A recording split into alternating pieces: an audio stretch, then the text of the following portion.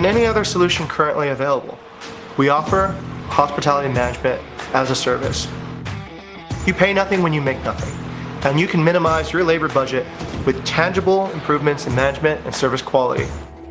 Meet Bukit Vista, a property management startup based here in sunny tropical Bali. We're proud to announce an innovative solution that will simplify the lives of property owners and enhance the careers of hospitality workers worldwide. We train staff and develop hotel-level service levels for free.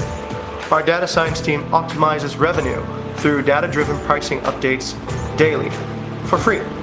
Our community managers guide strategy so that our properties remain the most desirable and competitive in the market space. Again, for free. All services are free of any fixed costs. Our team works for you, and we only take a commission off the total booking numbers. Performance for pay, a fair deal. For 7 years, Bukit Vista has been operating on a subscription model. We've made millions in revenue for over 180 partnerships with hotel, villa, guest house, and holiday home owners. We can't wait to get this exciting news out to the world. The innovative model we present today will be the catalyst to bring the hospitality industry back on its feet again. Sign on and become a Bukit Vista partner today. Many owners of short-term properties worldwide will face a difficult choice when reopening their properties. How will I afford to pay for workers when I'm not even certain of my own income?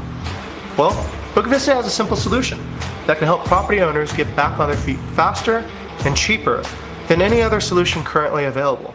We offer hospitality management as a service. You pay nothing when you make nothing, and you can minimize your labor budget with tangible improvements in management and service quality. Meet Bukit Vista, a property management startup based here in sunny tropical Bali. We're proud to announce an innovative solution that will simplify the lives of property owners and enhance the careers of hospitality workers worldwide. We train staff and develop hotel-level service levels for free. Our data science team optimizes revenue through data-driven pricing updates daily for free. Our community managers guide strategy so that our properties remain the most desirable and competitive in the market space. Again, for free. All services are free of any fixed costs. Our team works for you, and we only take a commission off the total booking numbers. Performance for pay, a fair deal. For 7 years, Bukit Vista has been operating on a subscription model. We've made millions in revenue for over 180 partnerships with hotel, villa, guest house, and holiday home owners. We can't wait to get this exciting news out to the world. The innovative model we present today will be the catalyst to bring the hospitality industry back on its feet again. Sign on and become a Bukit Vista partner today. Many owners of short-term properties worldwide will face a difficult choice when reopening their properties. How will I afford to pay for workers when I'm not even certain of my own income? Well, Bukit Vista has a simple solution that can help property owners get back on their feet faster and cheaper than any other solution currently available. We offer hospitality management as a service. You pay nothing when you make nothing, and you can minimize your labor budget with tangible improvements in management and service quality. Meet Bukit Vista, a property management startup based here in sunny tropical Bali. We're proud to announce an innovative solution that will simplify the lives of property owners and enhance the careers of hospitality workers worldwide. We train staff and develop hotel-level service levels for free. Our data science team optimizes revenue through data-driven pricing updates daily for free. Our community managers guide strategy so that our properties remain the most desirable and competitive in the market space. Again, for free. All services are free of any fixed costs. Our team works for you, and we only take a commission off the total booking numbers. Performance for pay, a fair deal. For 7 years, Bukit Vista has been operating on a subscription model. We've made millions in revenue for over 180 partnerships with hotel, villa, guest house, and holiday home owners. We can't wait to get this exciting news out to the world. The innovative model we present today will be the catalyst to bring the hospitality industry back on its feet again. Sign on and become a Bukit Vista partner today. Okay, good morning, everybody. Hello. Okay, so I would like to say thank you very much for joining Bukit Vista High Achievers Intern Celebration Day and welcome to this event. I am Muhammad Furqan Jamil and I will be your host for this event today. Okay, so before moving forward, I believe you could have guessed, like from the name itself, Bukit Vista High Achievers Intern Celebration Day is actually an event held to commemorate the achievement of our outstanding interns and give them the stage to present their projects, their operation works, and their major contributions toward Bukit Vista development as a company and also as an organization. And we would like to reward them by inviting our beloved interns mentors, not only from Bukit Vista, but also from their university representative. So and also some of them are actually here by today, and I would like to say thank you one by one to them. The first one, thank you so much to Bu Dwi Rantini as the head of data science study program from Universitas Erlangga.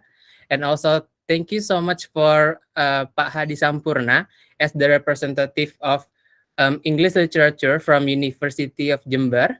And also, thank you so much for coming, Bu Indah Wahyuningsi, as as the head of study program of English literature at University of Jember, and also to Miss Lina Rosmawati as the coordinator of internship and career center at Presiden University, and also to Bu Alfi as the coordinator of MBKM program of FEB or Business Faculty of Universitas Lampung, and also to Pak Muhammad Nur as the interns mentor from of Rafi's mentor from and the representative of the data science study program at Universitas Erlangga, and also to Pak Muhammad Salman as the head of study program of computer engineering at University of Indonesia.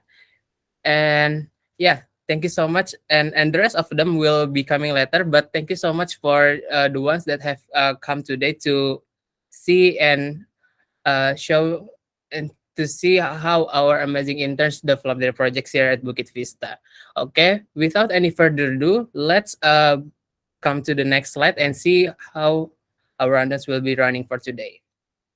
Okay, so now currently we are at the opening stage by me as the MC or the host for the event, and after this, I will uh, I will invite our CEO Mr. Jing Choyang for the opening speech.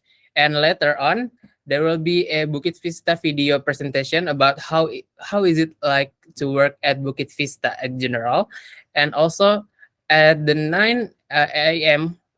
Indonesian Western Time, there will be the first presentation by Jovanka Andiran and also Dela Hardiana. And followed by them is the second presentation conducted by Raffi Ananta and also his friend Rifki Novandi. And the third one, there will be a presentation by Sabrina.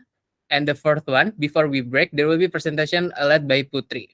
And after the break, we will have the fifth presentation will be held by Karisma Beneta.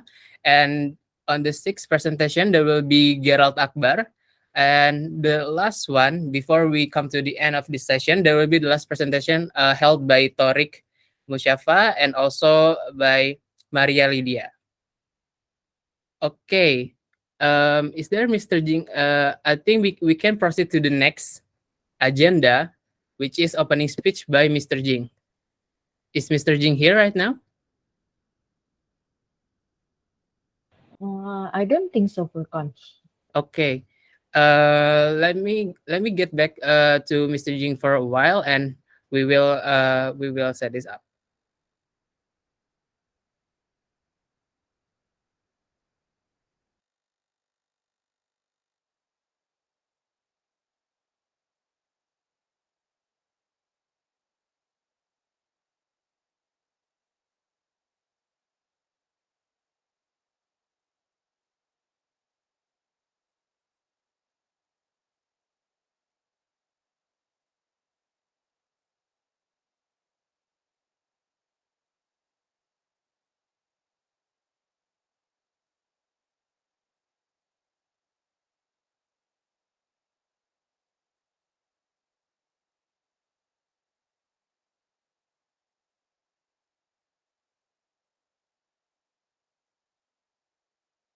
Okay, so Mr. Jim will be here for another like couple of minutes to settle the things on his own first, but he promised will be here. So I think it's best to actually maybe is it possible to share some videos to uh vibe up the room Oh, I'll share the before internship pick up. video ya. Yeah. Oke. Wait ya.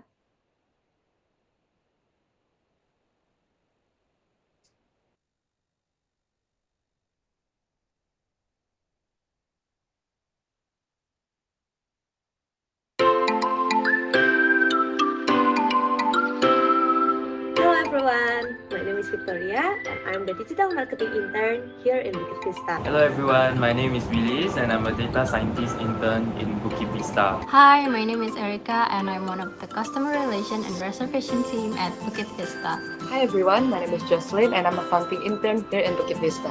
Hi everyone, I'm Abdullah and I'm a PR intern at Bukit Vista.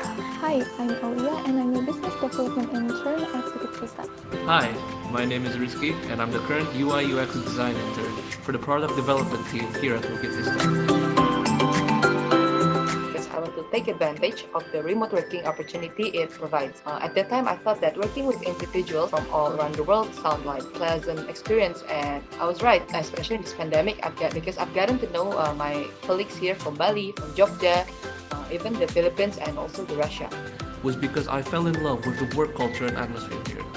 Everyone is an innovator. They have young entrepreneurial minds, just like myself.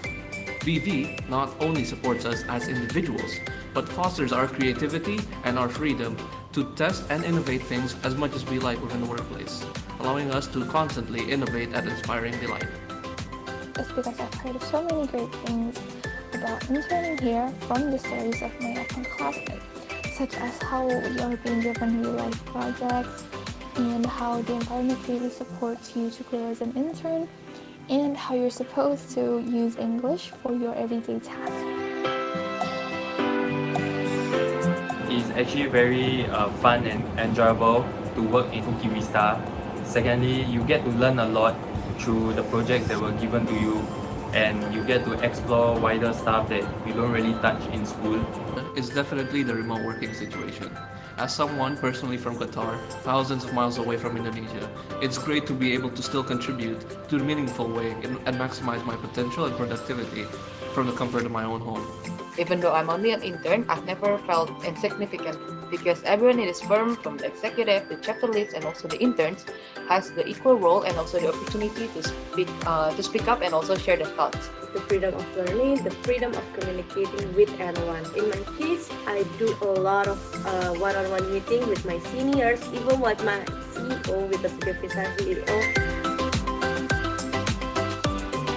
Is this prepared for the Manage My Property page. It is a page for our property partner. From this project, my team gave me a full responsibility starting from the analysis, implementation until the iteration. I do it while collaborating with a lot of awesome people in the company. So I feel so proud and feel so thankful for this project. The current project that I'm working on is a Facebook scraper where I have to identify the current market demands. When I made guests happy and I can positively transform them. Be making a company guideline because it's a big project that I believe is very important for future visitors as well as the company in general, which is why it left a big impression for me. And yeah, tips for intern is never settle to learn more, and also don't be afraid to fail. You have to enjoy every moment that you have here. Make sure that you make the most of your time and to learn and grow, and also don't forget to have fun while you're at it. Is that you really should embody the core values of Bukit Vista, because I feel like it really helps you develop more as a person and also as an intern here. Is don't be afraid. People in the company will be more than happy to welcome you. They will always be happy to answer your questions. So don't be afraid to show your leadership, your ownership to your project, because this responsibility given to you will be a big opportunity for you to always explore your potential. Thank you. See you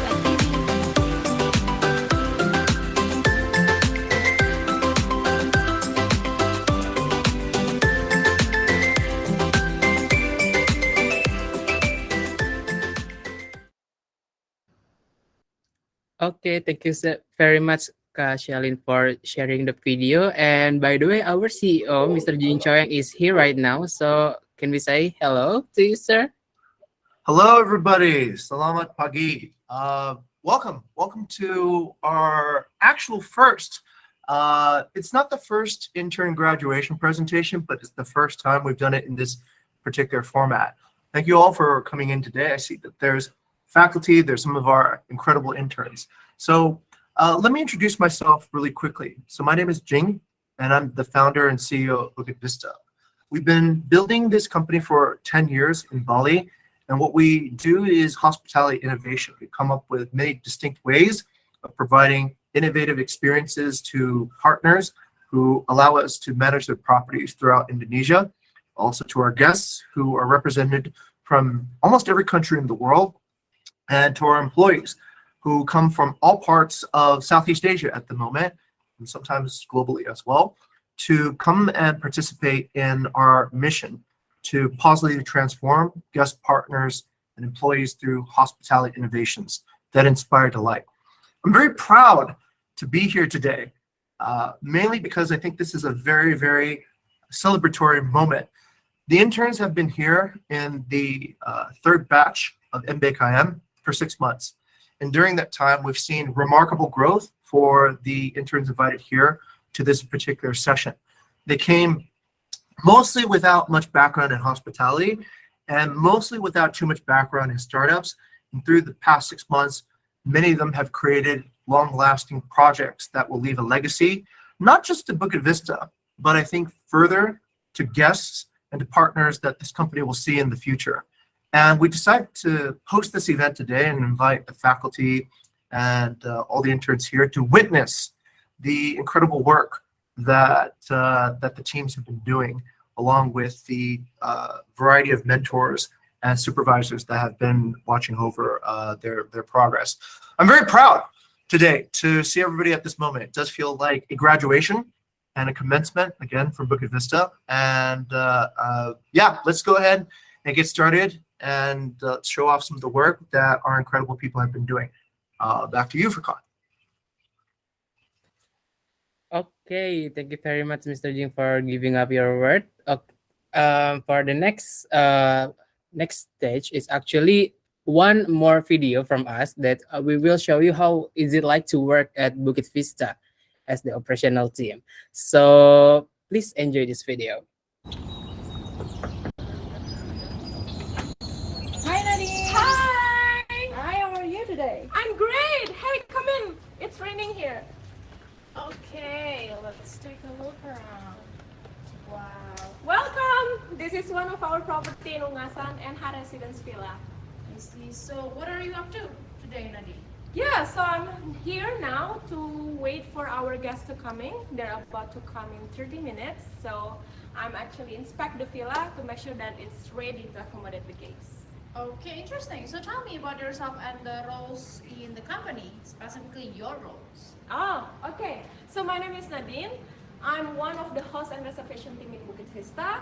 So our daily routine actually to inspect this property and make sure that the guests have the best experience with Bukit Vista.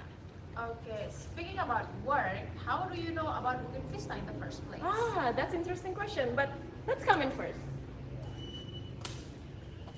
Oh yeah, this is the new protocols. Let me check your temperature, please. Okay, you're safe to go. Okay, so yeah, tell me, how do you know about Bukit Vista? Ah, yeah, I knew it from my college actually. The CEO was giving us the public lecture, and I was kind of amazed with his presentations, and I applied. Okay, so what makes you fall in love with the company? The working environment. Want some drink? Thank you. You're welcome. Working environment, wow. Okay, so one word that represent HAR, host, air support, and reservation team. Exciting. What about one word that represent working in Bukit Vista? Inspire delight. Okay. What are the main job descriptions and difference of host, air support, and reservation? Ah, So host basically like this. So we inspect the property, make sure that the property is ready, and then the air support team is the one who is available to help the guests online, and then the reservation team responsible to convert inquiries into booking. Okay, thank you for the explanation. So if I join your teams, where will I be located? It could be in Jogja, Bali, or remotely. I see. Is it going to be entirely remote or possibility of working from office? It's totally flexible, based on your preferences. That's good. Okay, so what are the biggest challenge to work in Bukit Vista? Innovation. What are the biggest challenge to work as a host, air support, and reservation team? Cultural diversity. With all the challenges that you mentioned, how do you keep the fun? Keep the fun. Keep the purpose. Okay. Are you okay?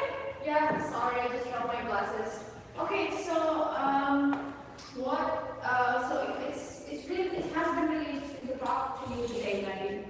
So if I may ask, what do you expect from the interns that is working in this specific positions? High motivations, excited to new challenges, and believe in innovation. Okay, what are the benefits from working in here? All the environment, all the people in the company will support your personal growth. Okay, that is actually very interesting. So where does the team come from? Is it mostly local in Indonesia or also foreigners? All over the world. Okay, so do you provide training or self-development sessions for your team? Of course. That's very exciting then, and I believe going to bring a lot of good values. So can you tell me, how does the culture look like? The culture is fun, supportive, but still professional. Okay, so how does success look like with this role? From this role, Yeah. when the guest is recommend our service to their friends, and also when they write the positive review for us. Okay, so how does success look like in terms of a senior that you have been leading your team right now? If your interns possibly transform. Okay, so that's very also like one of the mission and visions fit, yeah? Exactly. Okay, tell me a typical day of a host, air support, and reservation team, especially for interns, look like on a daily life. Okay. So for the host, they will be checking all the guest check-in lists in the morning, and for the air support, they will directly go to their WhatsApp to see whether is there any guests that need directions. And then for the reservation team, they will go directly to the online travel agent account to convert inquiries in the booking. Okay, out of curiosity, how big is the team right now, Nadine? We have in total around 60 people in the company at the moment. I see. How is the selection process look like? It's very simple. Just drop your CV and motivation letter in the website, and then our talent recruiter will connect screening it. And then if you pass, you will get invited into the interview. And if you pass, you will get invited into trials. And if you pass, welcome to our team. Okay, what is a trial program? Trial program is basically the 6 days program to assess your capability. Okay, what are the tools that we're using to support these roles, Nadine? So many innovation tools that we're currently using. For example, Bigger, BeefyGo, and Toolkit. Okay, one last question. Any advice for a future team member in these positions? This place is the best place for you to grow. And if you really love in hospitality and interested in persuasion and negotiation skill, this place is the best place for you.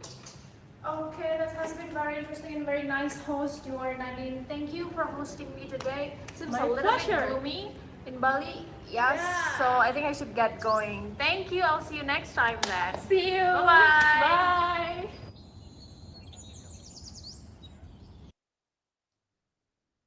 Okay, so basically that's what our operation team looks like here at Bukit Vista. So And now let's move forward to our first ever presentation. Will be presented by Jovanka, Andira, and Della Hardiana. Jovanka, Andira, and Della Hardiana, are you ready to prepare? Oh yeah, sure. Thank you for the time. Okay, maybe before I start, let me just open up the presentation for today. So, welcome everyone. And this morning, we will present you our intern graduation presentation and also the brief explanation about our journey, basically in general at Bukit Vista during our internship for the rest 6 months. I guess. Yes, and the first presentation will be presented by me, Della Hardiana, and also Jovanka Andira Sarwoto. So maybe before I start the presentation, I would like to say a few words. So this is an honorable time for me because I have my lecturer come, Bu Alfi, as the coordinator for MBKM FEB Unila, and also the lecturer from Jovanka Anderes as well, Bu Filda and Bu Lina as the interns mentor and coordinator for President University as well. Okay, maybe we can jump right into the next slide. Yes, so the outline presentation for today is first of all, we would like to introduce ourselves first. So there's about us for the first place, and then also we would like to acknowledge about the operational work that we have done for the rest 6 months here for our internship. Timeline and also project and legacy that we have done and another experience, basically soft skill that we have gained during our internship. And then also we would like to present to you guys about the things that we have learned during our internship and also the final thoughts. So maybe we can jump right into the yes about us. So maybe I would like to call Jovanka Andira to introduce yourself. Good morning, everyone. So, this lecture and service and here. Thank you for coming to our intensive graduation presentation today. My name is Jovanka Sarwoto, undergraduate management student at President University with major in finance and administration. Joining this Bukit Vista team through campus membership program on August. And I'd like to apologize first because I'm doing the presentation on the car because I have to go to the airport for a flight time. Thank you guys for your understanding.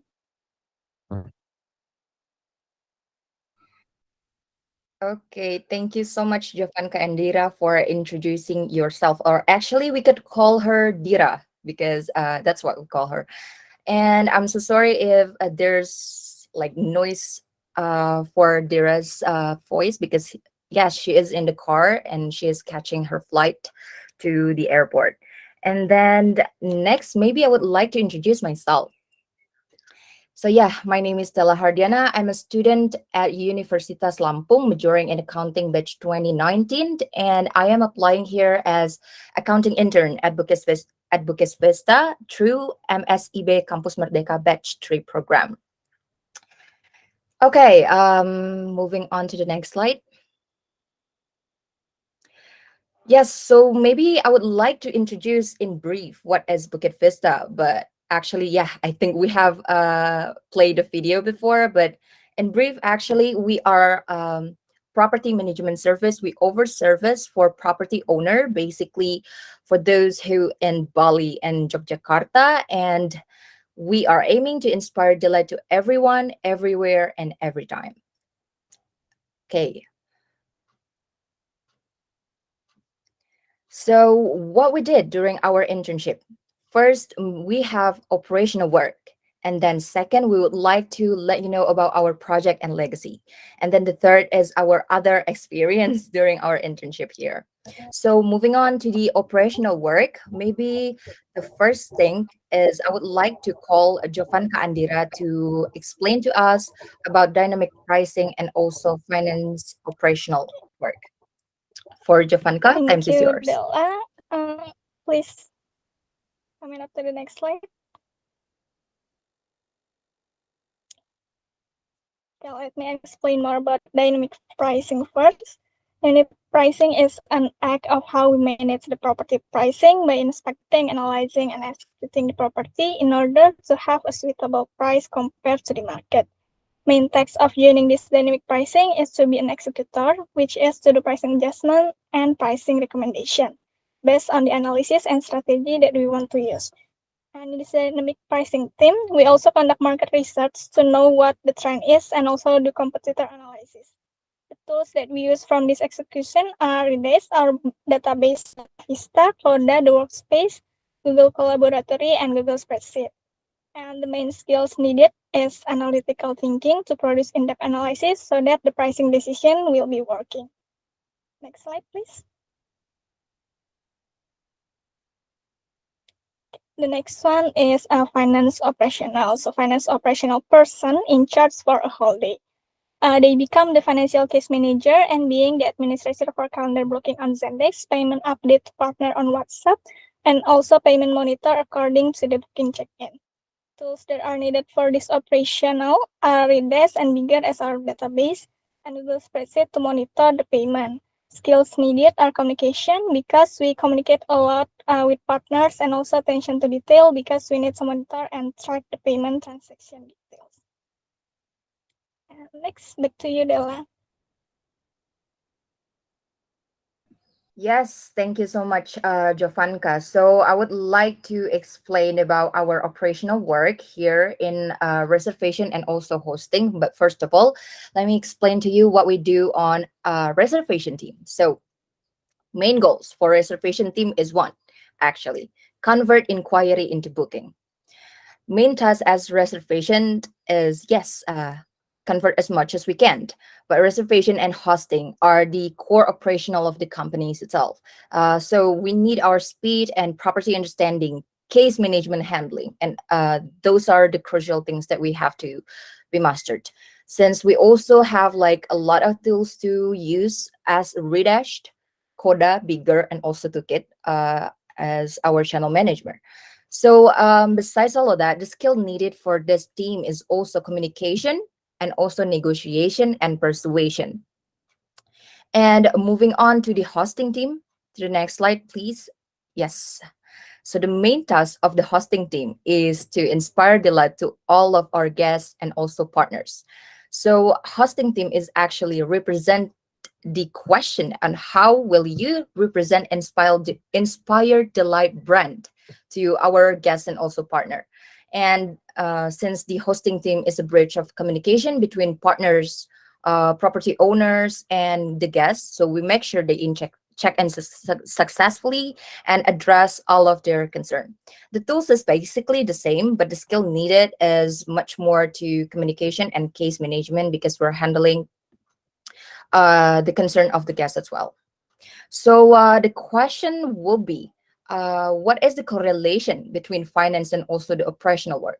Well, there's a lot of correlation actually, because operational is the core of the company business. So this operational work teach me the cash flow into the business. When does the guest pay?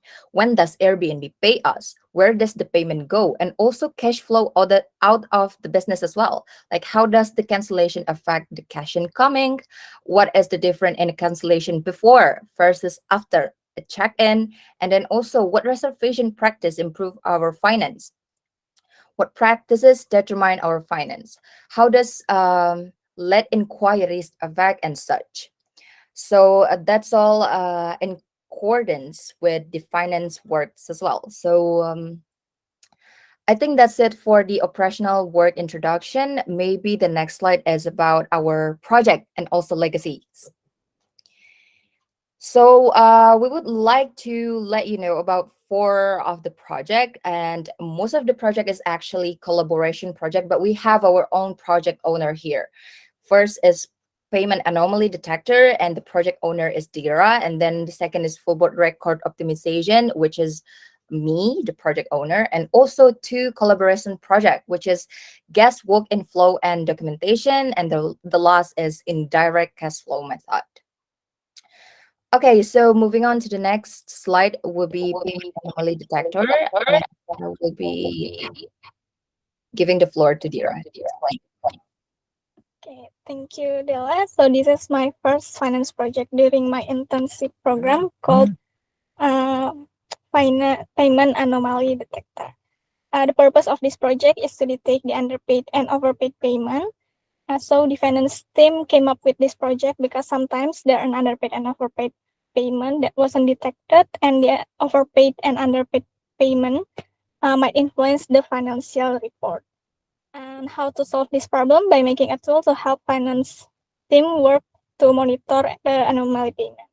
The tool will have a decision of either underpaid or overpaid to track the payment. And to simplify this, I made the concept of the tool, but the tool itself was created with the help of the data science team.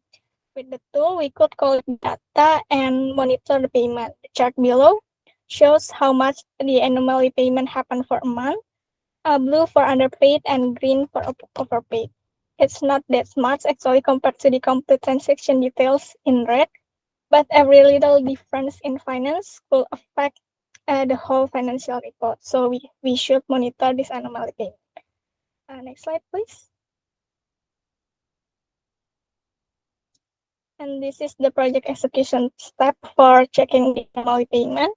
Firstly, we should download the data from the tools, Redash or Data Vista, and filter it using the payout status. And then import to the Google spreadsheet to be monitored further. And after that, we are inspecting the transaction details on Airbnb, Booking.com, or other booking source to know whether the booking is underpaid, overpaid, or is this just a tools error. And the result of this project will be the detection of the anomaly payment. Next slide, please.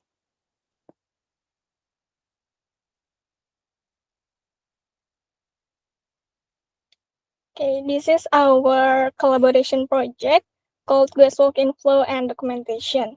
We made a guideline on how to handle walk-in guests from owner. And why we made this guideline? Because there's no clear documentation for walk-in guests currently, so that there will be a wrong calculation of revenue sharing percentage. This documentation will help the finance team as well to track and record all the bookings. And there's an opportunity and threat in this case at the same time of owner taking walk-in guests. First, the remaining availability nights will be occupied by the owner guests, but at the same time, it lower revenue because walk-in guests have low revenue sharing as well. And brief insight on the left, there's a difference of revenue sharing. Revenue sharing for Bukit Vista guests is about 15 to 20%, but revenue sharing for walk-in guests from owner is 10%. So it will lower our revenue generation. Next slide, please. Okay, so to prevent this undocumented guest walk-in and owner taking so many guest walk-in and wrong records on it, we created this guideline. And to the list that can be done if there's a booking received from owner's walk-in guest according to the chart. Firstly, we put the guest details on the bigger and also the workspace table with the note of owner's walk-in. Also put the bigger link to the table on Coda and then confirm payment to owner. And if the guest paid to the owner, we should make sure that the owner already sends the 10% revenue sharing from the booking value. And also don't forget to put the proof of the transaction details on the bigger internal notes. And also we should make sure that the operational team, especially the reservation team, is aware of this guideline and make sure of the payment. The result will be that all walk-in guests are well documented and really help finance team to records on every booking confirmed. And lastly, tools that we use are the same with others, Coda, Bigger, and Pocket as the channel manager. Next, over to the line. Okay, thank you, Dira. So the next project is the Fulbright Financial Report. Actually, this is already there when I joined, but I added up some details to get it organized even before. So Fulbright Financial Report is actually monthly financial report for Fulbright Property. Fulbright Property is one of the type partnership of our property owners in Bukit Vista. So The problem that I detected is that the coordination flow from BD for new full board property on board currently are not well documented or announced to GES, PM, and finance as well. And at the end of the month, I see that there's separate information that from the GES, they posted the information about the salary on quota, and BD team sent me through Slack privately. So currently it's not well in one line. And then the second is to fix the schedule yet for transferring additional petty cash for each property.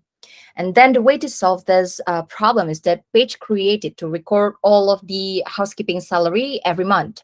And it's divided per region, but all integrated in one page. So all can see, and there's only one page to open, one click to go.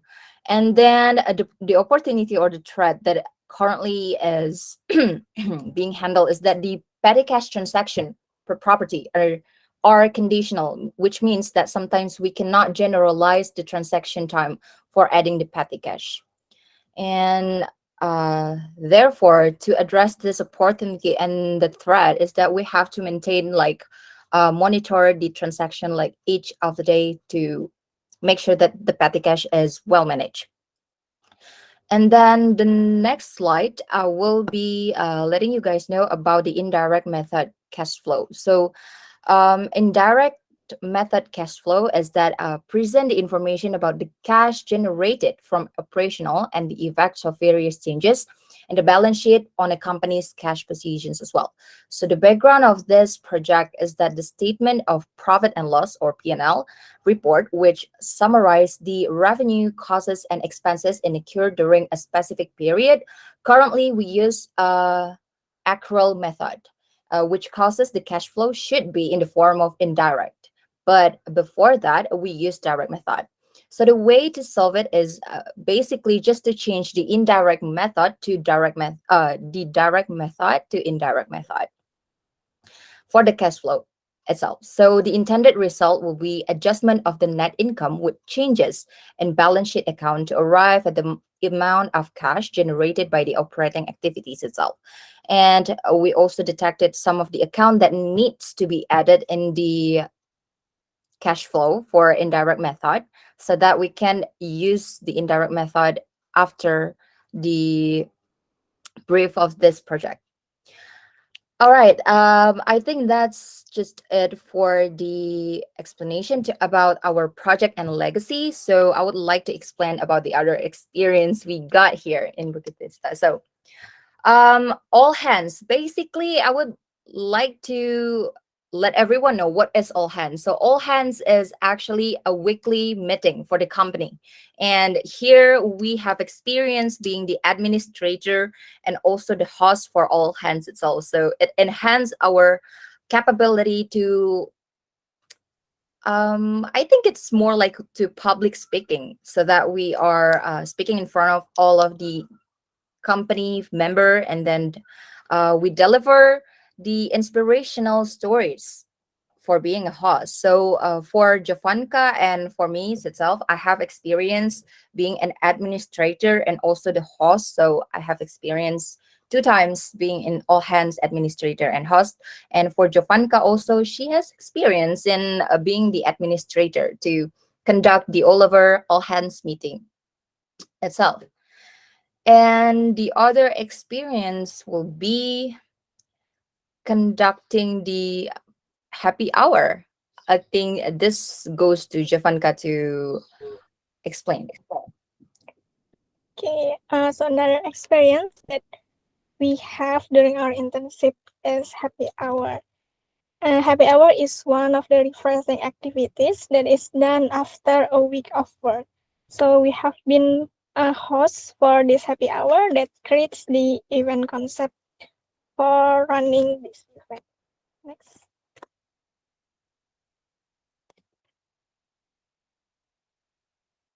Next slide, please. Okay, thank you. And the next one is BI Fun Day.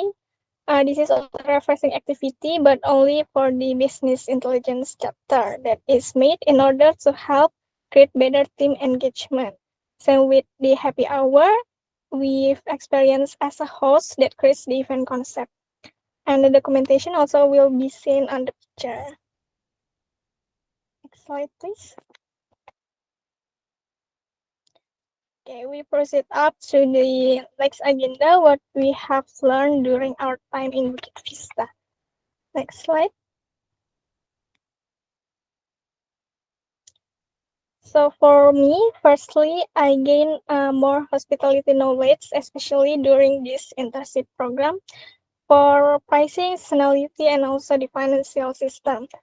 Also, I developed some skill here, which are time management, to be more well-organized person, teamwork, to work efficiently and participate actively also in the team. And then data analysis, I could produce in-depth analysis by doing the analytical thinking. And also, lastly, communication. I'm able to communicate closely and clearly with partners and others. Next slide, please. Okay, for this one, over back to them. Okay, thank you so much. As Mr. Jing mentioned before in his speech, most of us, we don't have hospitality knowledge before we enter the company.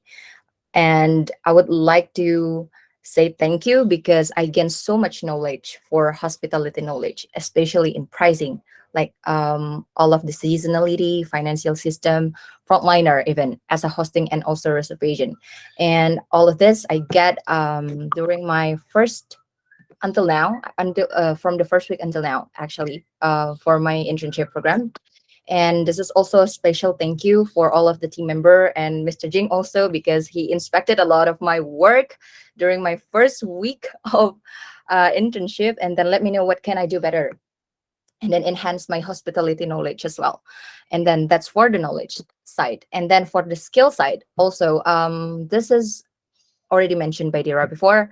I learned a lot about time management. I learned how to use Google Calendar to manage my schedule and also data analysis and DPL, thanks to Kat Lilis, Bella, Jessica, who guide me, and then also inspecting a lot of my work to be better.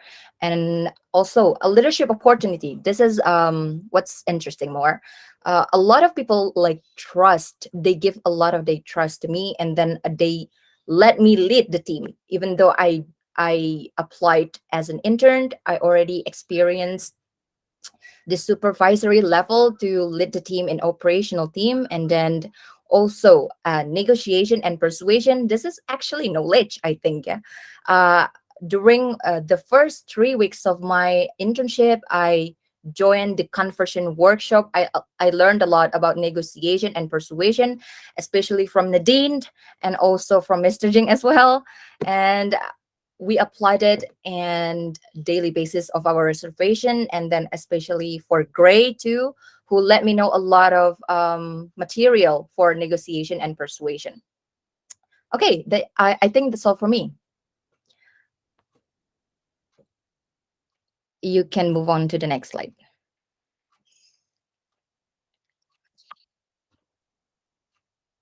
Okay, I think this is the documentation from Dira. So she put a lot of screenshot of our meeting here with a property manager. I think this is our meeting with Mbak Eka from Kokomo Villa. And then also this is dynamic pricing evaluation with Mr. Jing. Yes. And then this is her property, the property that's managed on dynamic pricing, I think.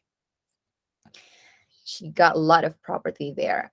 Okay, I think that's the documentation that she added for our presentation for today.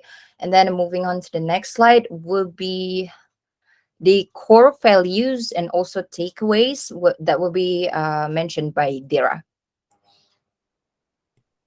Okay, thank you, Della. So for the core values, it's actually 8 core values from Bukit Vista, and these 8 core values well delivered as well from the company to us.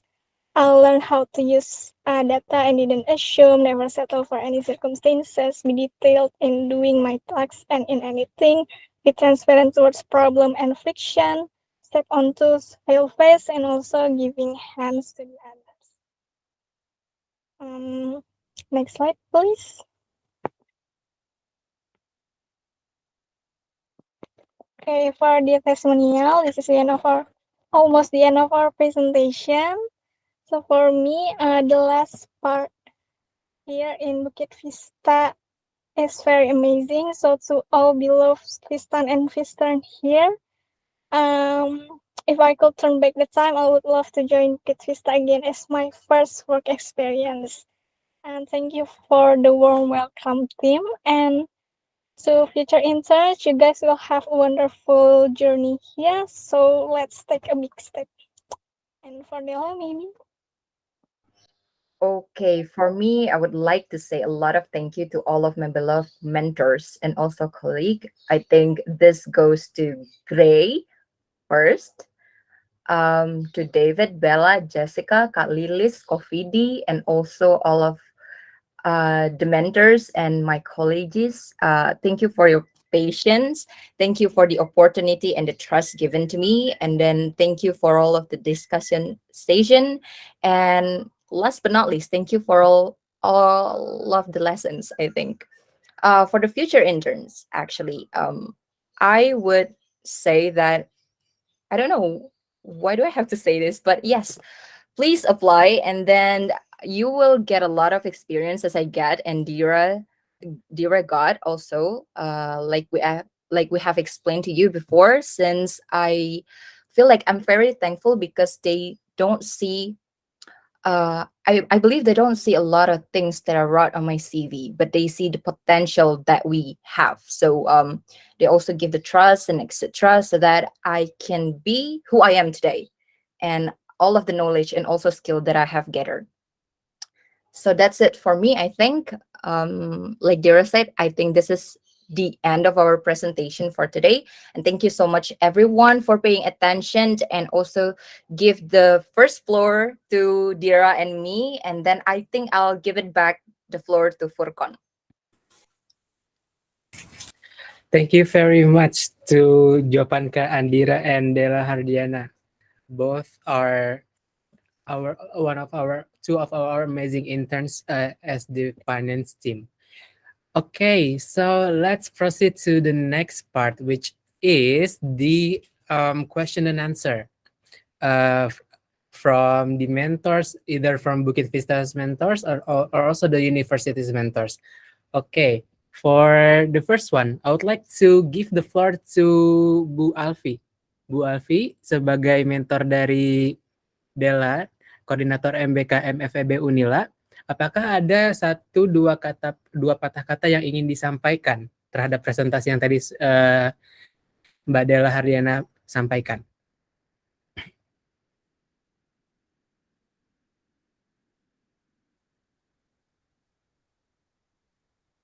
Halo Bu Alfi. Oke, baik. Sepertinya Bu Alfi masih mengalami gangguan koneksi.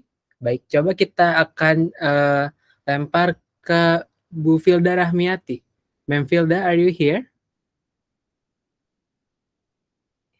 Yes.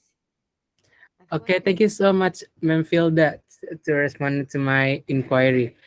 Ma'am Filda, do you have any comments, questions, or to both of our amazing interns here, Jovan Kadira or Della Hardiana? Okay. So before that, thank you for inviting me, Furqan, for these presentations. And thank you for Bukit Vista. This is, I think, the second or the third time my intern students did in this company. And I'm really satisfied that they can learn a lot on this company. Yeah. So the learning experience, pretty sure that they'll get a lot. Yeah. Even one of my thesis students also get inspirations to have thesis in this hospitality industry. And for Jovanka and Della, I think they learn a lot. Yeah, congratulations, Della and Dira. Yeah, for your experience. I can't say much, but yeah, you learn a lot on this. Thank you. Okay, Furqan, that's all I think. Okay, thank you very much, Miss Filda, for giving the words to both our amazing interns. Okay, moving next to the internship coordinator of President University, Miss Lina. Are you there? Hello, Mr. Furcon. Good morning. Yes, I'm here. Okay, okay. Would you like to give any comments or questions, perhaps, to our both amazing interns, Dira and Della? Yes, thank you very much for sharing the time with us in this last Friday morning in 2022. Good morning, Mr. Jing. I hope that Mr. Jing is still there, or maybe good evening. I'm not sure whether he's in Indonesia or in the United States. I'm here in Bali. I'm here in Bali. Oh, Lina. hi. Yes, right here. Hi, good morning, sir. Good morning. Selamat pagi, Bu Filda. Sehat, Bu. And thank you very much for also attending Miss Dira and also Miss Della's presentations. Dan selamat pagi Bapak Ibu dari rekan-rekan universitas yang lain. And very good morning to Miss Dira and also Miss Della. Thank you very much for sharing your experience and also sharing the tips for the future interns. We are very happy. As the internship coordinator, we are very happy to receive some additional insights from the previous interns. And yes, if I may ask one question to both Miss Dira and also Miss Della, as we are all aware that this internship is a transition process from one stage to another process.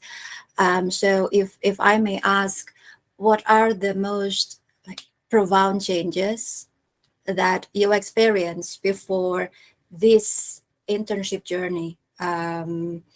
So what are the changes that happens that you experience personally that may be attributed to this this internship? So yeah, thank you, Mr. Furcon. I think that would be like the questions. And I also would like to say thank you very much for Mr. Jing and also all the mentors in Bukit Vista, because finding mentors is as crucial as finding the future jobs. And we can always take a look at Google about the job descriptions of certain activity, but it is very hard for us to really understand whether the place that we are going to apply offers us a very supportive mentor. So thank you very much for being a very, very reliable mentor for these two wonderful ladies here. Okay, so yeah, I would like to hear the answers about the changes that you experience before and then after this internship. Thank you. Okay, thank you very much, Miss Lina, for the question. Okay, maybe I would like to give the floor first to Miss Andira here. Miss Andira, would you like to answer the question? Okay, thank you, Kak Furkan, and also thank you, Miss Lina, for coming, and thank you also for the question. So for me, the changes personally that really affects to me is the productivity of time, because before I'm not doing any internship, especially in Bukit Vista, I'm really not sure if I'm a productive person or not. And when I'm here with Bukit Vista, I'm become more productive, because in here we have a lot of things that we could working on, and the work and text delegation was really interesting to be delegate and also to be work together with the team. So I enjoy this time here being productive and also being more innovative person, and also inspired delight as the Bukit Vista vision. That's all from me, Miss. Okay, thank you very much, Miss Andira, for giving the answer. To Miss Della, now time is yours. Okay, thank you so much, Furkon, and also Miss Lina for the question. I think a lot of things changes to me after I joined this an internship program. But to highlight several things, I think it's organized. I think that I am not as well organized as this time, because I tend to get things done like by myself when I like it. But here I cannot do that because we have a fixed schedule and timeline, and then all of the things that need to be inspected to the supervisor. So I need to get things done timely. And then second of all, I think I've never experienced to handle such um, such a question, a lot of question, I think. And then the leaders put me on reservation where I have to answer a lot of question and being communicative. So I think like I improve a lot of on my communication skill as well here. So I think that's it for me. Thank you. Thank you for sharing the experience and answering my questions. Thank you very much, Mr. Furkon, and thank you very much for all the Bukit Vista teams for taking care of our interns. Thank you. Thank you so much. Thank you so much, Miss Lena, for giving the words. Of course, we are taking up our interest. So yeah, basically, I was one of your your pro teach as well at President University. I hope you still remember me. And now I am a full timer here also at Bukit Vista. Okay, thank you very much, Miss Lena. Coming next, we also have the interns mentor for Bukit Vista itself, Kak David Bukit Vista, as the representative of finance team. Would you like to give some comments during throughout the presentation that has been presented by Dira and Della here? Sure, Furkon. Okay. Hello, everyone. Hello. I want to say congratulations first for Dira and Della for your graduation from internship in BV, and I would like to say thank you for the lecture from my both mentees for your presence in this time.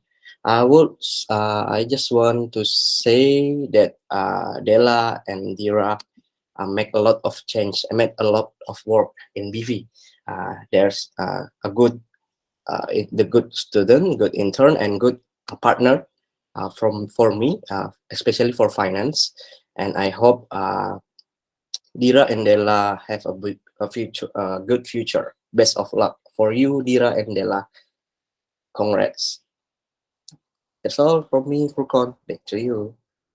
Thank you very much, Kak David, for putting up the words. Okay, next to probably Kak Jessica, as especially as Dira's mentor as well. So Kak Jessica, maybe you would like to give some words to Della or especially Dira as your mentees. Okay, thank you, Furkan. So first of all, I would like to say congrats to both Dira and Della. You have completed your internship journey here at Bukit Vista, and I'm really happy to see you both grow during your internship here. I would like to say thank you to both of you guys, especially to Dira as my mentee, and you really inspire me a lot as well. Thank you for all your hard work, Dira and Della, in dynamic pricing, because I'm mostly in charge over there. And best of luck for both of you. Pretty sure we'll see more of each other soon, right? So I'd like to wish you a happy new year, and thank you for everything. Okay, thank you so much, Kak Jessica, for giving so nice words to both our lovely interns here. Okay, without going any further, let's move to the second presentation, because both of our representative from Rafi and also Ricky has presented here. So let's move to the next presentation. Oh, Furkan, if I may, just a few words to underline Dira and also Della's achievements here. Please, so please. I actually got to work with both interns fairly closely during their internship here. So it's been absolutely an inspiration. In Della's case, I'll just simply draw the timeline that I remember. Della, when she first came into trials, our trials were looking for intern candidates that had 3 qualities: growth mindset, a bias to action, and self-learning.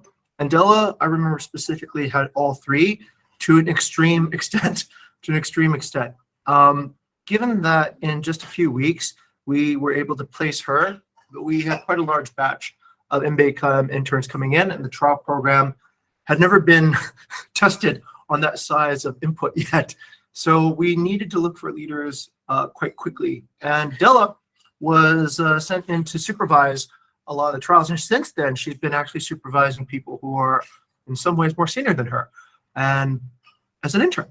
So I found that to be quite remarkable, and also in her performance in the dynamic pricing team, affecting probably in the order of tens, if not hundreds of thousands of dollars in terms of how revenue is being generated by for our partners through guests. So pretty incredible.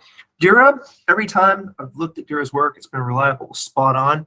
I think this is a very strong quality for somebody looking for work in finance as well. So to these two interns, we're very proud and very honored to have the privilege to actually guide their this stage of their career, and looking forward to celebrating more and doing more together. Okay, all right, back over to Furkan. See you. Thank you very much, Mr. Jing, for giving up the last words for both of our amazing interns. So once again, before proceeding to the next presentation, we would like to thank you very much, Della and also Jovanka and Dira, for being here at Bukit Vista and giving the best of works that the finance interns could possibly can. And yeah, we wish you really a best of luck in the future. Okay, thank you very much once again. Okay, coming next to the second presentation. The second presentation will be conducted by Raffi Anantariski and also Rifki Novandi as the business data scientist intern here at Bukit Vista. And both of their representatives here has been here for a while. There is Bu Dwi Ratini as the head of data science Universitas Erlangga, and also Pak Muhammad Nur as the Raffi's mentor from Universitas Erlangga, and also there's Pak Yuli as the interns mentor from Universitas Diponegoro, and also the last one there is Pak Arfan as the what is a computer IT related course in the Universitas Diponegoro. So for Raffi and also Rifki, please, time is yours. Okay, thank you for the opportunity, Furkan. Let me share my screen. Okay. Good morning, lecturers from all across universities in Indonesia. Good morning, my friends, fellow interns, and good morning, colleagues from Bukit Vista. First of all, I'd like to thank you for being present in this event. Also, thank you, Bukit Vista, for arranging this event. This event really made us feel that we're acknowledged as an intern, and we do really, really appreciate it. Lastly, welcome to me and Rifki's mentor here at Bukit Vista, Kak Vidi, the full stack data scientist here. So today we want to present one of our greatest personal achievement here in Bukit Vista. It's a newly built tool called Operation Supervision Artificial Intelligence. For short, we usually call it by OSI. For starting, please allow us to introduce ourselves. My name is Raffi Anantariski. My friends usually call me by Pai. I'm currently a student majoring in data science at Erlangga University, and I just finished my MBKM as business data scientist intern here at Bukit Vista. I'm not here alone. I'm here with my partner in crime. So Rifki, please introduce yourself. Okay, so hi, I'm Rifki Novandi. People call me Rifki. I'm an undergraduate student at Diponegoro University. I'm majoring in electrical engineering. Same as Raffi, I just finished my MBKM stuff as business data scientist intern at Bukit Vista. Back to you, Raffi. Okay, so about the next slide is the agenda of our presentation today. So please take a brief look.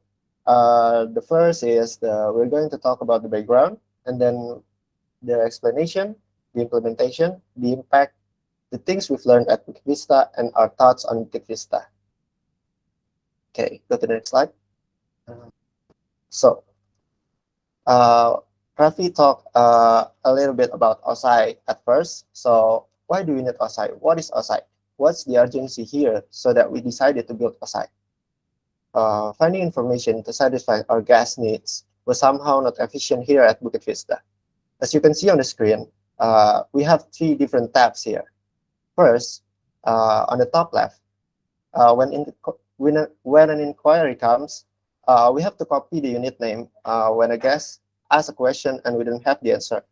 So, such as Airbnb, we have to search it on our Bigger. What is Bigger? Then we have, so Bigger is BV's personal website. On the right screen, here's what the Bigger looks like. So we have to copy our unit name there in the new tab on the top and the left bottom of the screen. And now, after we already opened the listing website, we have to read carefully row by row for the information needed to answer the guest question. What's worse is some of the information the guest asked for is not even available on the listing. Then we have to ask our partner for the required information via WhatsApp. This process is not effective and efficient at all. Go to the next slide, please. Okay, so the background is we felt the need for a knowledge management system that we can use to store, organize, and access information. The goal is to make it easier for people within Bukit Vista to find and use the information they needed to do their jobs effectively. This is the background of why we built HAICE. The need. Okay, so Voila. Back to you, Rafi. Okay, on your screen now, you can see how OSI is used. We simply type in the question from the guest, and the unit name that we get from Airbnb or Bigger. Then we give a double slash as a parser, and then OSI will answer your question in a matter of 5 seconds to 1 minute, depending on what type of question you're asking. Besides that, OSI will also give you reference on how to answer your question in a hospitable way, just like the rest of our colleagues did. So now we're going to have demo about how to use OSI.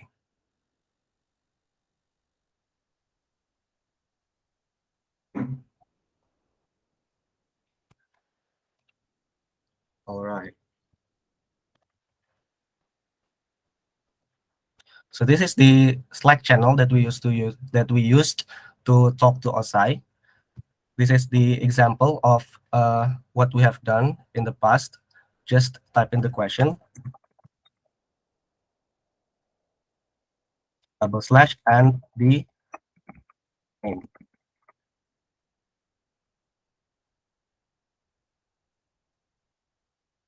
As you can see here, this is the one I talked earlier about reference on how to answer a particular guest question.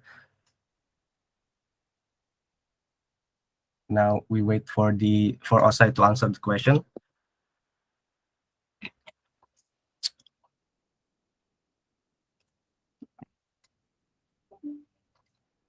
Now, that's the answer from OSI. So this is the answer to the question. This property does not have a bathtub. And here is the reference on how to answer this question in a more hospitable way. Just as an example, this cuts the process when we want to look for the particular information. So where did the data came from? This is one of the source of data that we use. It's the property notes. As you can see here, there's more than 100, yeah. The second one is this one. This is the listing amenities and listing description data. We scraped all of this data and put it into our website. Okay.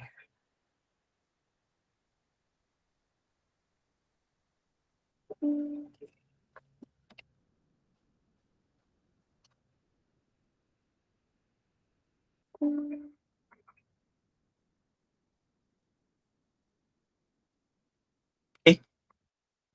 Please kindly read the presentation. Okay, so yeah, I want to explain a little bit about the impact after we develop OSI. So the most noticeable change, the significant cut of time we use to find information. It decreases from 3 minutes up to 1 hour to less than 30 seconds to get an answer. We also held a little survey to hear what our fellows said about OSI. OSI get an overall rating of 8.17 out of 10. And as you can see on the screen, those are a fraction of what they said about OSI. It still have some irrelevant answer with the questions that ask. Still need improvement for that, but overall it really helped. Okay, so the next one is, I think it still needs a lot of improvement. My question haven't been answered correctly. We need to put a lot more data into this OSI, but I believe over time it will be fixed. The last one is, OSI is really helpful for the daily operations of both the reservation team and the hosting team. The point that OSI can answer any questions correctly when the data is available gives BV employees a shortcut for an answer rather than searching anywhere, including calling the property owner. OSI also provides a solution for the recorded data that has been asked before. To give more data to the OSI is the main thing to improve OSI. As you can see, OSI is based on the data that is available, whether it's from the database, the listing, but if we give more data to the OSI can answer like even anything like that. So back to you, Rafi. Okay, it's very interesting, right? Now I want to explain a little bit about how OSI work. So after a week of research to define the best method to solve this knowledge management issue, we decided to use BERT or bidirectional encoder representation from transformers, specifically the Roberta-based Quad 2 model. So Roberta-based Quad 2 is a version of BERT model that is specifically designed for the question answering task. In simple terms, this model is a chatbot that you can personalize using your own data or information. We here at Bukit Vista use the Roberta-based Quad 2 using our own data, which consists of more than 150 listing descriptions, listing amenities, and additional detailed property data. For the reference, we used cosine similarity to measure the similarity between questions and our past proven workflows. The graph on the right side of your screen shows how OSI works. So how did OSI able to understand your question? OSI has its own transformer architecture that able to understand the relationship between words in your question. It's called the semantic analysis. After processing your question, OSI will process the unit name that you input and match it with the unit type ID from our database. Therefore, OSI answer will never be wrong because we only fetch information from the related unit type ID. After we then use the unit type ID to fetch the context. And after that, yeah, OSI just works on its own and will answer your question.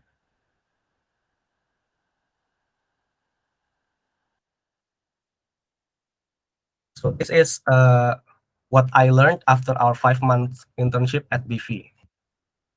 In BV, I've learned some knowledge I've never came across before. The first one is project management. The second one is natural language processing, then machine learning, and a little bit about backend engineering since we use Flask server here. For the hard skills, I'm able to deepen my skills in Python, SQL, and Flask, then learn a new tools such as Integromat or Make.com, Dialogflow, Parser, and Postman. For the soft skills, I'm able to hone my skills, especially in leadership and time management, communication, and so much more. Lastly, Bukit Vista have 8 core values as a guidance for our team to run the company's mission, intensify the company's culture, and bring delight to our community. From the 8 core values, for me personally, I learned a lot about how to fail fast, how to never settle, how to step on toes, and how to be the hero, especially be the hero for ourselves.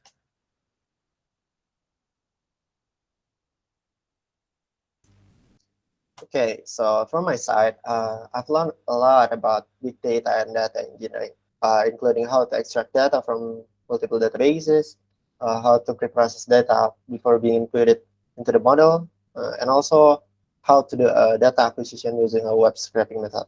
I also learned a lot about data analytics, natural language processing or NLP, and machine learning here. Not limited to that, for the hard skill, I think my Python, SQL, Flask, and web scraping capability are getting sharper. I also learned some soft skill here. For the example, like time management, communication, especially in English, a teamwork, and a self-learner ability. For me, I believe I learned a lot about failing fast, helping others to help themselves, to being a transparent person, and also don't assume but use data instead. I think that's for me.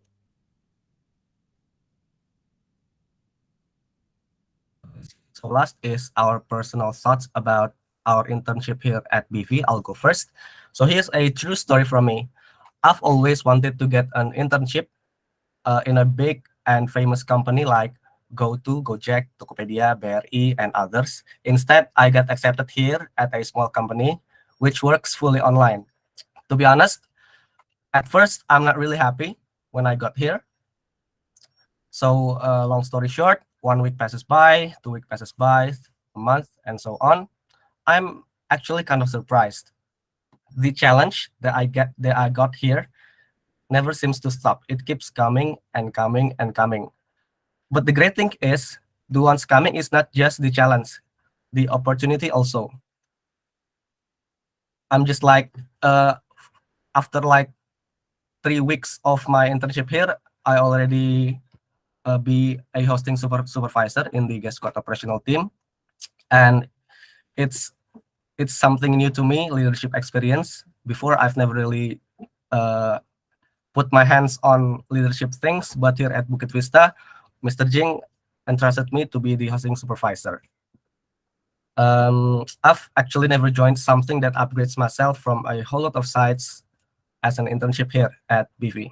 This internship is really memorable and happy self-upgrading activity for me personally. Now I'm so grateful I've chosen Bukit Vista as my internship journey. Yeah, I'm so happy to become a part of Bukit Vista. Okay, so from my side, in the beginning, oh yeah, so for that, I'm gonna talk about my personal thoughts on working at Bukit Vista. In the beginning, I think that I need an internship to boost my experience, especially in the data science field. I decided to seek a remote internship at MBKM, and I found some big companies out there are offering this condition.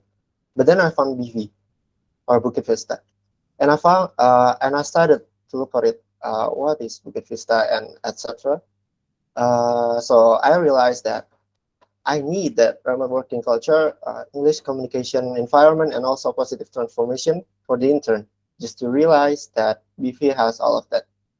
From the very first start until my last day tomorrow, I always feel thankful for the opportunity and all the knowledge that BV gave to me. And I'm really proud to take my internship here and be a visitor.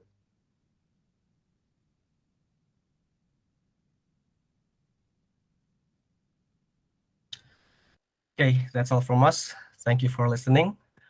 Please, we're open for questions. I'll give the floor back to Furkan.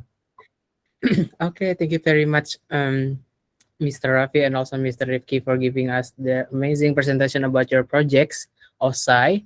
And I think it is very interesting because Rafi's major is actually in the data science part, and it is very related to this project. So with that matter, I would like to give the floor first to the Pak Muhammad Nur. Pak Muhammad Nur Zaman as the Rafi's mentor and representative of Data Science Universitas Erlangga. So, Pak Muhammad Nur, would you like to give some comments or questions to both our amazing guys here? Thank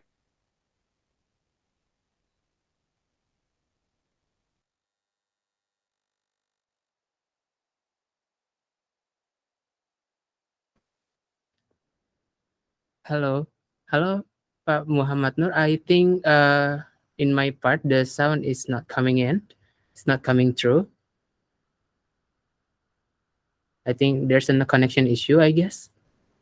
Okay, maybe we would like to give the floor to the head of study program first. I believe Miss Dwi is here as the head of study program of Data Science Universitas Erlangga. Miss Dwi, can you hear me?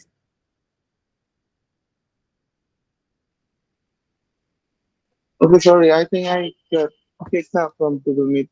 Hello? Hello, yes, Pak Muhammad Nur. Okay, you are back online. Thank you very much. Okay. So Please give your sorry, comments. I'm currently at the hospital and I need to be mobile at the time. So congratulations to you both, and thank you for Bukit Vista for hosting our students here.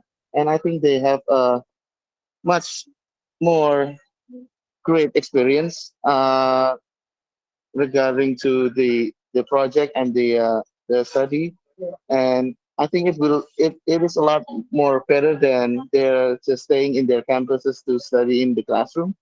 Uh, and I think it's very nice to you to present this project to them and give them a new challenges. So thank you.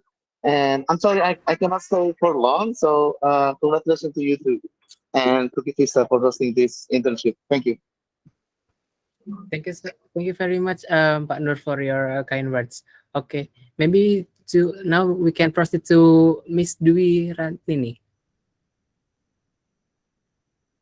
Miss Dwi Rantini, as the head of data science study program at Universitas Erlangga. Can you hear me, ma'am?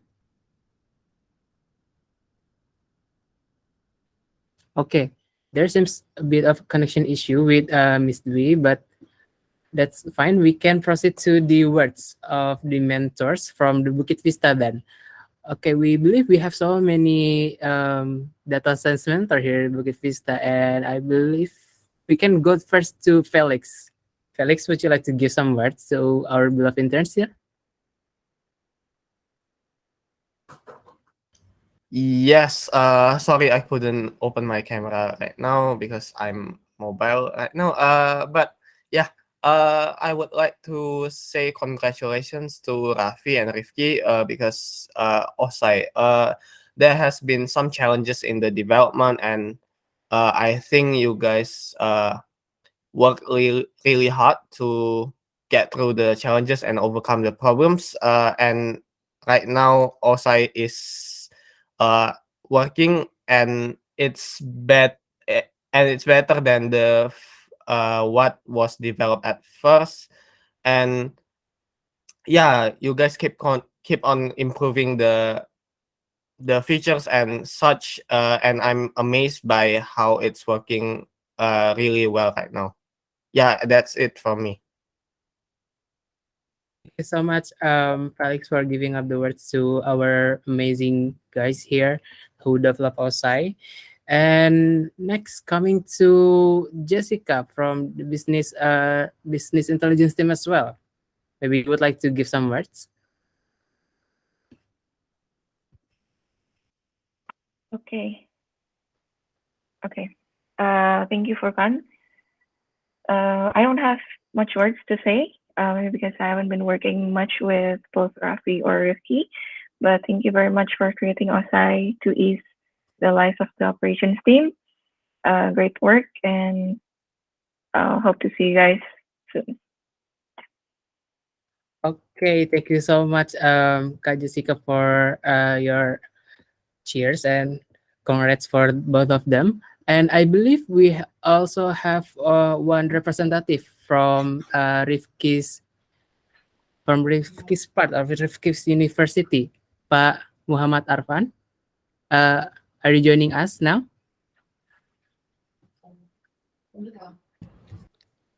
Okay, Kak Furkan, I'm joined. Sorry, I'm not sharing the camera.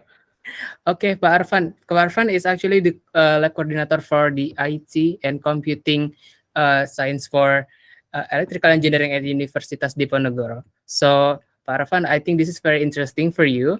And would you like to give some comments or maybe questions to both of our amazing interns here? Okay, Bukit Vista is a big company. Yeah, it's amazing. Especially Rifki, accomplishment is just one step for Rifki journey. Yeah, the ability, but data scientist. It's represents a solution and problems in Bukit Vista and find innovative ways to improve the skills. Yeah, it's the key of success and many to come. Yes, it's impressed about the Rifki and Bukit Vista. I'm so proud of them. Yes. Not only you, Pak Arfan, but I think all of us are proud of what their achievements.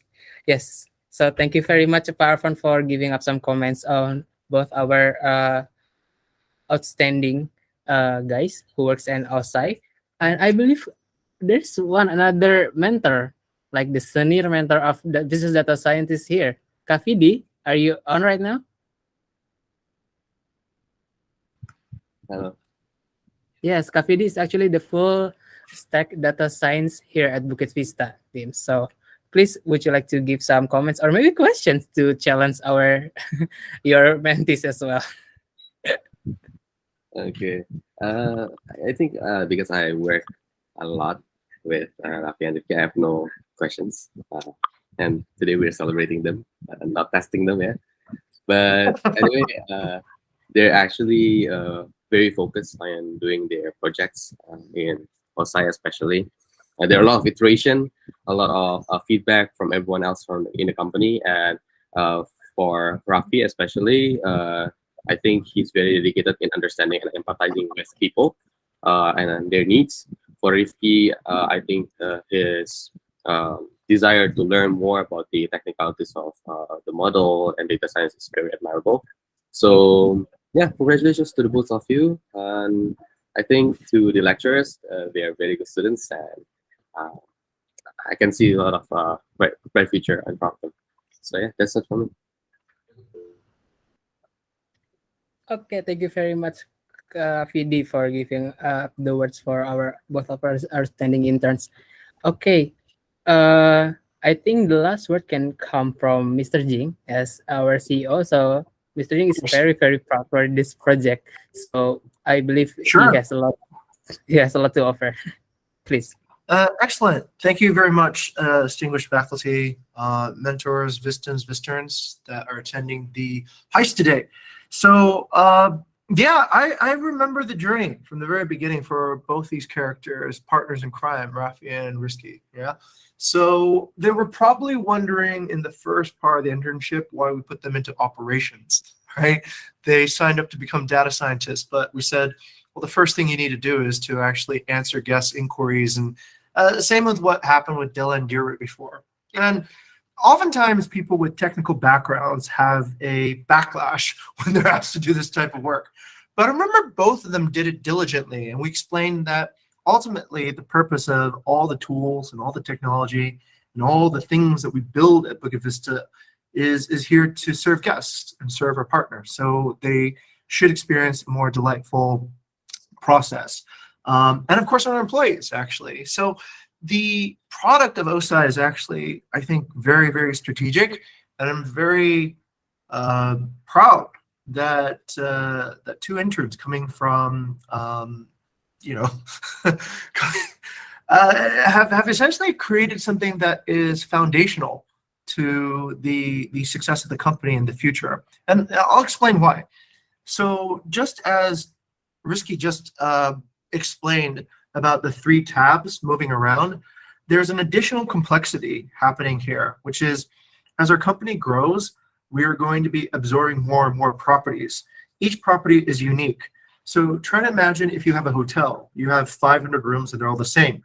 So a person serving a guest can tell the same story to every guest because each room is the same.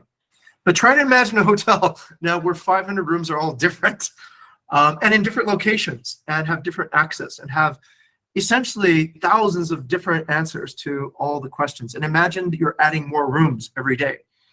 that's the challenge that Bukit Vista has. And this is why I think this idea of having a artificial intelligence operational supervisor is so critical to the growth of this company and other companies that are like it.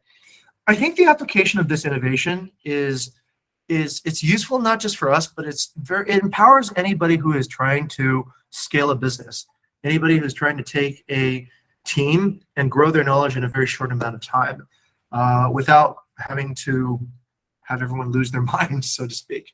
So a lot of impact here.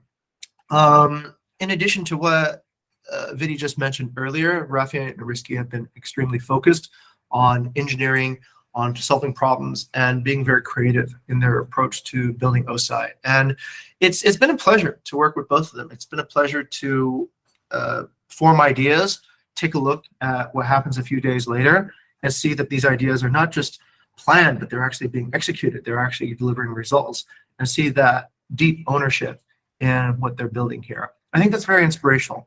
And if I may mention, it's also, they were probably supervised less than other groups in the company too as well. So given that and their, I think, focus and dedication and autonomy, that we have a working, actually functional model, as Rizky mentioned, with a score of 8, is actually quite an achievement. I'm very proud of this group. So in fact, it's already on our website, right?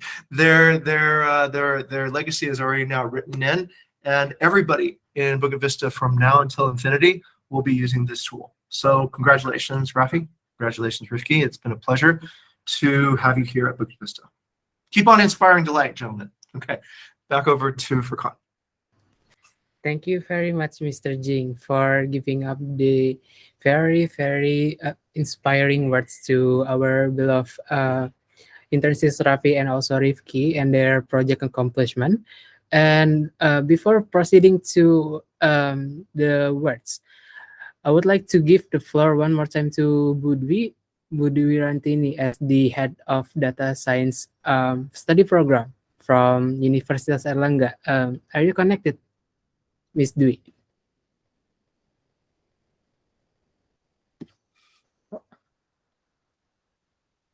Okay, no answer. That is fine. And actually, there is one another representative from Rifki's universities, which is Pak Yuli, as the Rifki's mentor at Universitas Diponegoro, but he actually could not really make it to the end of the presentation because he's in remote work and being in a remote place as well. So there's like a bad signal there. And he would like me to pass the word and say congrats to both Rifki and Rafi for delivering this project and giving it to the development side. And thank you very much for the contribution that has been given. Pak Yuli is really proud of both you guys. Okay, thank you very much for Rafi and Rifki. One more big shout for both of them. Congrats and thank you for giving up the presentation. And coming next, we have the third presentation coming to one of our brilliant interns in human resource.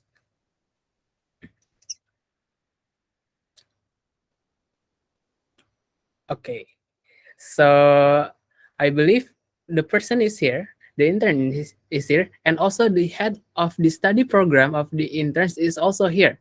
So why we would like to wait further? So please, Sabrina, the stage and time is yours. Okay. Okay, thank you, Furqan. Okay, hi everyone. Good morning. Okay, thank you Bukit Vista for arranging this wonderful event, and thank you everyone for attending this event. Thank you, Mr. Jing. Thank you, Ibu Restu Rahmawati as the head of Department of Political Science in UPN. And thank you for the other Bukit Vista team and for the other lecturers from various universities in Indonesia that currently here. Okay, first of all, I would like to introduce myself. My name is Sabrina Nadia Kalila, and I am from Political Science, UPN. Okay. Currently in Bukit Vista, I'm working as an HR, but in awareness chapter. So here, what's interesting in Bukit Vista is chapter is like a division in another company, and awareness chapter is like a creative division or like marketing division. Like so, yeah, I'm an HR, but I'm an awareness chapter, and I'm the only HR in the awareness chapter. So I would say working here is like a mix of working as a human resource and working as a public relations. A truly incredible experience. Let me show you why. Okay, next please. Okay, this is the list of content. The first one is what I did in Bukit Vista and my daily activities, and then my project. And then the third one is what skills that I learned, and then testimonials. Okay, next please. Okay, thank you. Here's what I did in Bukit Vista. So my job is sometimes working in the recruitment side of the company. So I recruit, I interview, screen CVs, and approach candidates. And sometimes I also working in the public relations department of the company, the upper funnel of recruitment side. Like I approach university partners, lecturers, staff, and organizations, and maintaining collaboration with them. Sometimes I also attend universities webinars and handle an event with universities on behalf of Bukit Vista in order to promote BV job vacancies. And I also manage Bukit Vista social media's account, produce content, write an article, and then upload them on Bukit Vista blog. Okay, next please. Okay, so here is my daily activities. Okay, as an HR, in a day, I mainly focusing on approaching candidates. We have URC program or user relationship communication program. And in URC program, we approach potential candidates through LinkedIn and message them one by one. If they are applying to our company, the next thing that I do is screening their CVs and then interviewing them. And then as an example, few people that I interviewed and currently working in BV are Kak Furkon, that is currently being our MC here. And there are also Bisma Torik, our CS supervisor, and Naufal, our current front end intern. And then, yeah. Okay, next. Because I'm in awareness chapter, I also maintain relationship with externals. And other than utilize our job portals, I also not job portals, utilize our job application Trello. We use Trello in Bukit Vista. I also maintain third-party job portal like with Kita Lulus, Simonas. It is account from Kementerian Komunikasi, and also a job portal from PSB Academy University from Singapore. Okay. Next, please. Okay, here's my activities as a PR. It is correlated with what I said before. The first thing is I maintain communication with externals, such as because I maintain BV WhatsApp, email, Instagram, and also LinkedIn. I also created content on the social medias, and I also reply the messages from there. That's where I maintain a relationship with BV external, because BV before I joined, BV already had relationship with many universities, and it's really amazing. BV already had a relationship with UGM, UI, and ITB. Okay, so I continue the relationship and maintain with the help of other PR team. I approach the university professors. Sometimes I also join and conduct the meetings and then get in touch with them. So after we get in touch with the university, lecturers, professors, staff, or university organization, And then the next thing that I do is I invite the university students to join Bukit Vista. Okay, next thing, going on to point number three, we also sometimes we got invited to university events. Okay,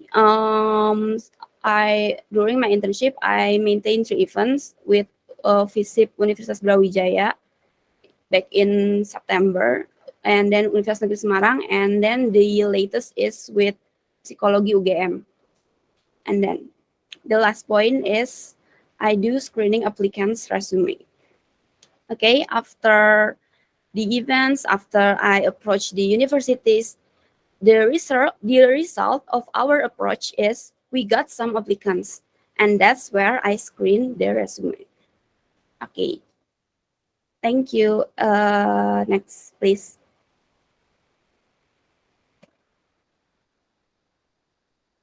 Okay, here is my project. There are 4 of it. The first one is manpower planning, and then the number 2 is red flag and green flag on recruiting, and then email blast, and then setting up an event. The first 2 is in HR side, and then number 3 and number 4 is in the PR side of the company. Okay, next, please. Okay, here is the manpower planning. So this is actually a recruiting strategy. I am aware that there is no manpower planning in Bukit Vista. Sometimes when I was looking for applicants, I was unsure of the precise number of individuals we needed. Do we look for entry-level positions or supervisory positions? Everything is based on what my seniors inform me. So I also created this form to fill in potential employee, and this is to simplify things. And additionally, I also developed the 2023 manpower planning, which demanded that each chapter lead to fill out a form outlining the number of employees that they needed for their teams. Consequently, we could prevent a staffing shortage in the future. I know the manpower planning has not been used yet, but hopefully this will be useful soon for Bukit Vista. Okay, next please. Okay, this one is the red flag and green flag on recruiting. So I made a guidelines on how to detect a red flag and green flag from potential candidates. As I mentioned before, we have a URC program. So in the HR URC program, we approach potential candidates through LinkedIn and offer them job opportunities in Bukit Vista. But how do we know if the person that we approach is the right person or is the right potential candidates? And then I was always given the assignment to evaluate the quality of the candidates that the other HR team members already approached, because I was a sub-supervisor on candidate selection on LinkedIn. So I rate the candidate whether we should continue and give them a call or just drop the person. The live photos is the example, and then to simplify things, I write down what I think is a red flag and a green flag on a candidate, and explain what kind of candidate that we should approach and what kind of candidate that we should avoid. As a result, the guidelines is like a step-by-step on how to identify and get in touch with the top-notch candidates. Okay, thank you. Next, please. Okay, next is email blast.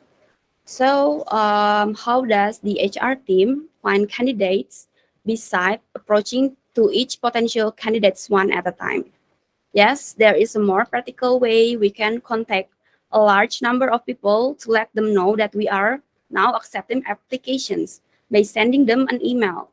We name them an email blast because we send the email to thousands of people every week.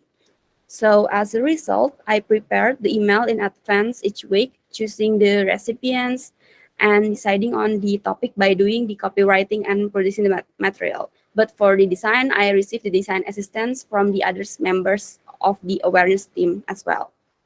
And I also uploaded the content to our LinkedIn or website.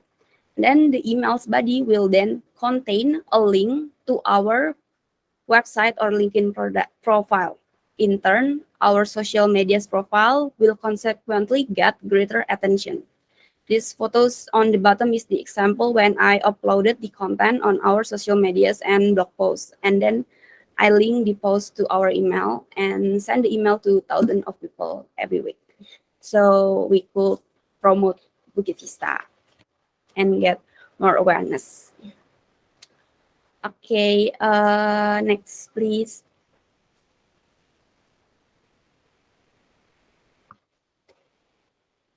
Okay, setting up an event. While also connecting with university partners, Bukit Vista are often joining university event as a human resource in awareness chapter. It is my task to promote Bukit Vista and increase awareness of our job openings.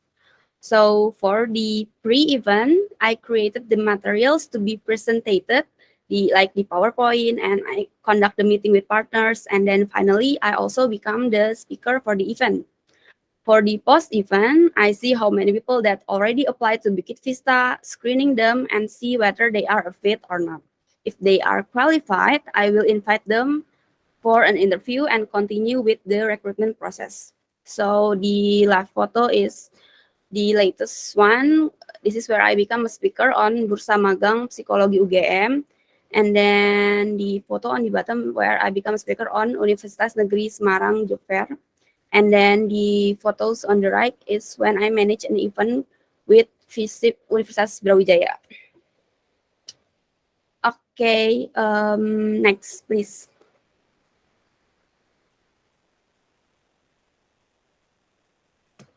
Next please, Kak. Okay, thank you. So this is the skills that I learned. First, I really learned time management skills because sometimes I work in HR and PR side of the company. I think the time management skill is really correlated with BV core values, which is details matter and be transparent.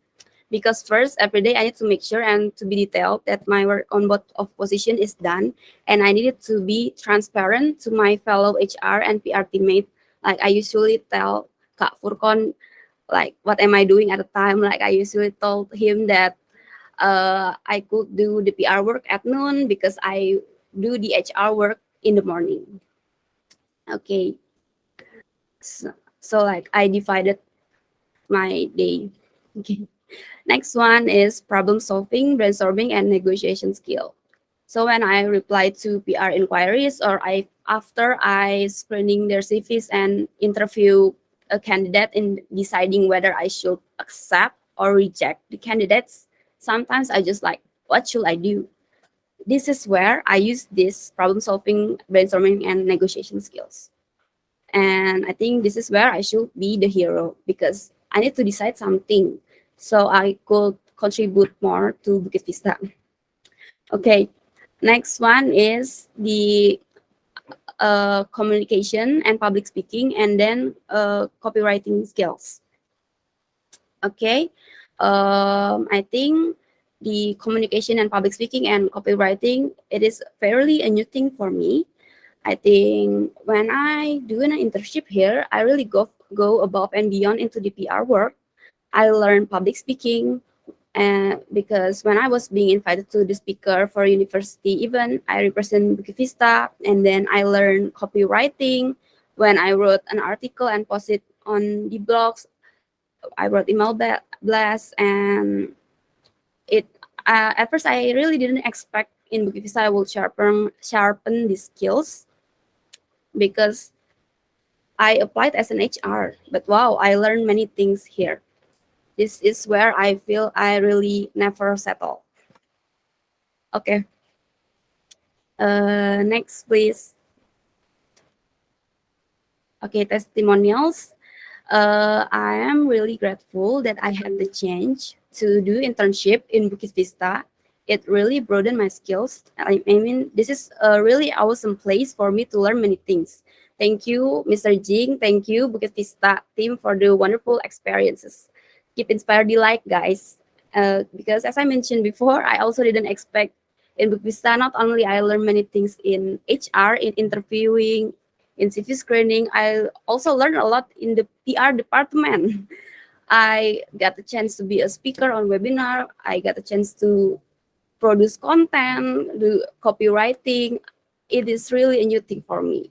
And I also learned on fail fast at first here in Bukit Vista. So this is a really interesting place to do for everyone to do an internship in Bukit Vista, I think. Okay. Next, please. Okay, that's all. Thank you, everyone. Yay, thank you very much, Sabrina, for giving up your presentation to us. It was very, very inspiring indeed. Okay, so now we move to the questions or comment section from the mentors and also the university's representative. I believe Bu Restu, as the head of the Political Science Study Program of UPN, Universitas Pembangunan Negara, is here right now. So I would like to connect with her. Bu Restu, are you with us right now? Yes, I'm here. Thank you, Furkon. Okay, good morning, everyone. I apologize that I can't turn on the camera. Okay, and first of all, I would like to thank you to Bukit Vista as a partner, and congratulations to Sabrina. Yes, finally, and I'm proud of you completing this internship well. I hope Sabrina will gain valuable experience and skills from the internship. And thanks to partners PT Bukit Vista Nusantara for the opportunity given to Sabrina. Maybe that's all. Thank you very much. Thank you very much, Bu Restu. Bu Restu, but I would like to ask, are you quite shocked that Sabrina took an HR internship here at Bukit Vista? But Yes, actually, I'm looking very at the shocked. background, she is the Yes. political science student. Yes, I'm very shocked. Why? It's can you masuk first Bukit Vista Nusantara. Wow, it's amazing for me. Thank you, Sabrina. Was completing this internship very well. Okay, thank you very much, Bu Restu, for delivering the words and congrats to the Sabrina. Okay, I would like to call our lovely account executive of MBKM team, actually Bu Ovin, as the account executive of Bukit Vista MBKM program is here. So I would like to call her and maybe to give or deliver some words to be given to Sabrina. Bu Ovin, are you Yeah, here thank with us? Yeah, thank you. I will speak in Bahasa because as a government representative, okay.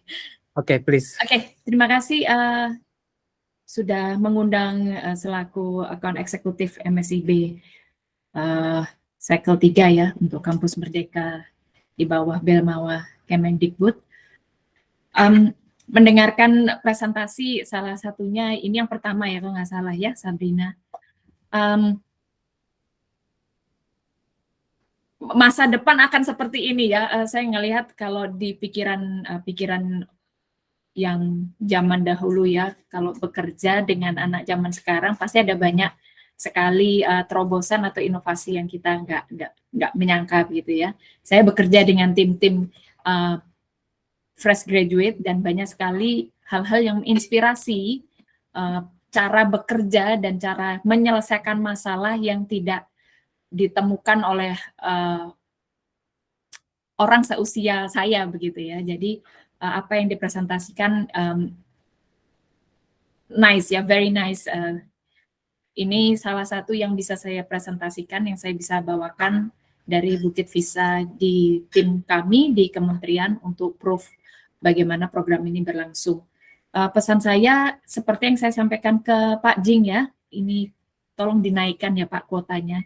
Kalau ini bagus, saya rasa bisa mengimpact banyak sekali mahasiswa dan mohon ke depannya selain kuota naik, yang kedua menyebar ya Pak Jing ya, menyebar dari seluruh Indonesia begitu.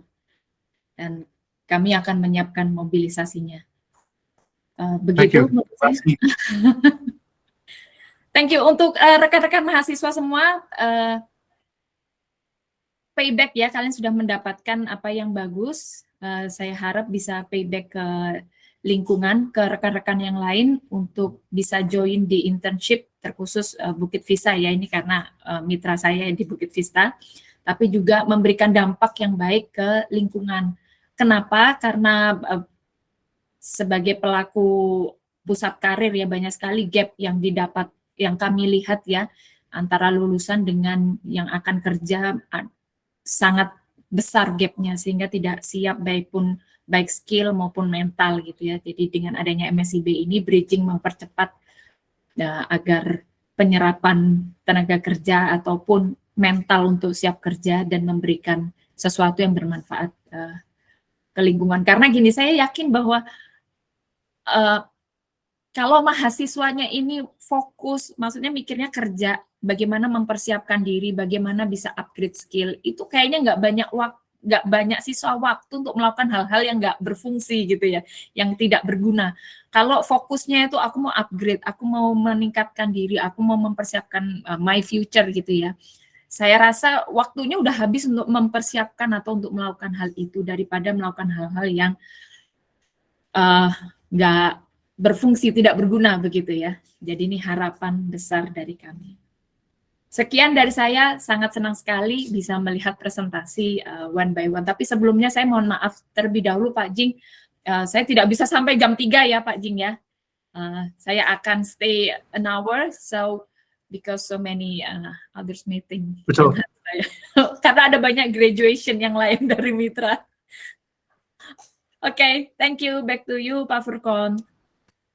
Okay, thank you very much, Ms. Ovin, for giving us the word, and as the representative of the Kemendikbud as well.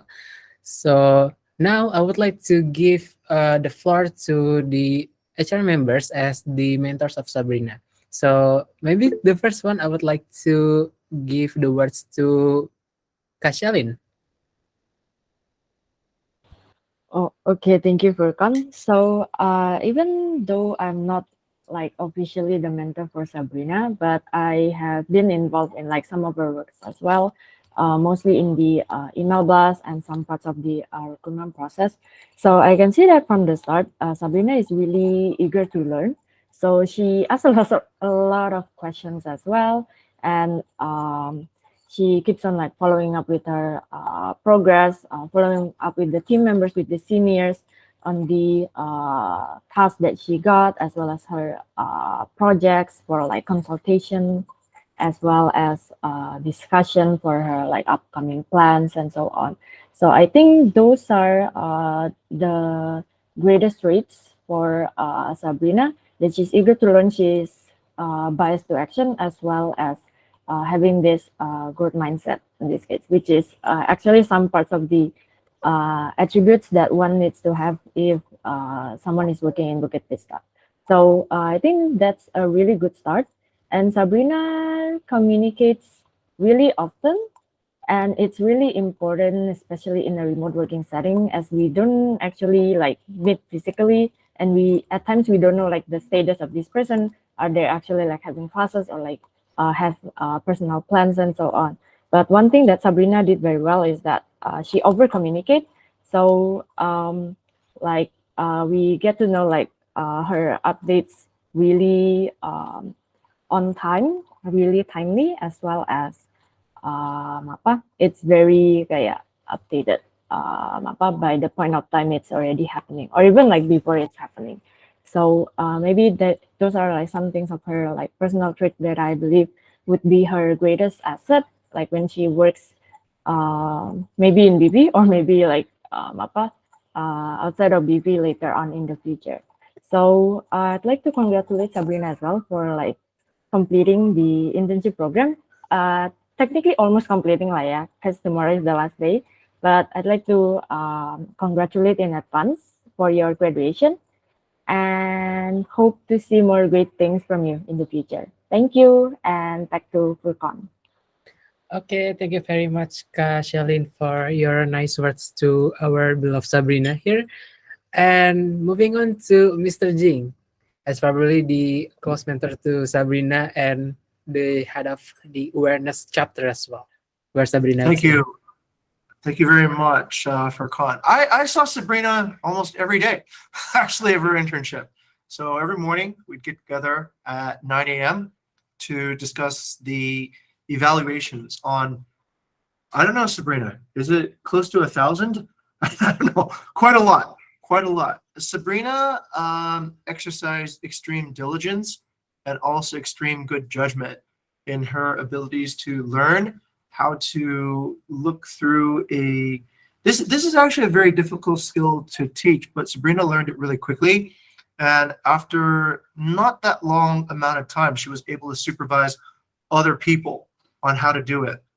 And it's essentially looking at a person's work history and deciding what are their core attributes. It's a very, I think, unique skill. It's an art form, in fact. But I do remember Sabrina was able to pick this up quite quickly, and she was able to apply critical thinking to then to this. It's often called CV screening, but I would call it really advanced recruiting methods. Yeah. So in addition, I remember when Sabrina first joined the company, we went through a quite challenge in some of the HR roles. We were recruiting for certain roles, and it was very difficult to find people who would be able to qualify for those roles. With Sabrina and some of the other MBCom interns working in HR over the past 6 months, I can now confidently say that the situation is much more balanced. In fact, we probably have an overabundance of quality talent now here in the company. I just checked the figures, and there's 63 people working here, where in fact I think there was less than 40 when Sabrina began. So I think during your time, Sabrina, the company grew about 50%, and a lot. Actually, all of that is due to the work that you've done, right? Because nobody got in without a CV screening. So you are directly impactful to that progress. In addition, Sabrina was very easy to coach to and enjoy using digital marketing methods, as we mentioned just earlier, methods of using large list emails, of using social media, LinkedIn, and then really developing ways to enhance the message by the power of social media and also contact. But also then integrating events like these into our general media planning and our recruitment strategy. So it's been, I'm going to miss you, Sabrina. Yeah, you're the one person, like I said, I see every morning. It's almost become like a part of how I start my day, a cup of coffee and talking to Sabrina and Putri about what to do in HR. So been a real pleasure. Wish the best for you in the next segment. Actually, I think you're going to be working here part-time, right? So I'll see you again probably very soon again. Anyway, yeah, so that's great. Thank you very much, Sabrina, for your contributions here. And really, I'm very thankful also for the MBCom program for providing us with this talent at exactly the time we needed it. I can confidently say that Bukit Vista would have taken a much longer time to recover if we didn't get the kind of candidates that we got over the past 6 months at the right time. It's been, I think, hopefully a three-way win. You know, the government wins, the students win, and our company also wins too. And plus the guests and the partners in our greater community also have seen benefit. Thank you very much, Sabrina. Have a nice one. Okay, thank you very much, Mr. Jing, for your congrats and also good words to Sabrina.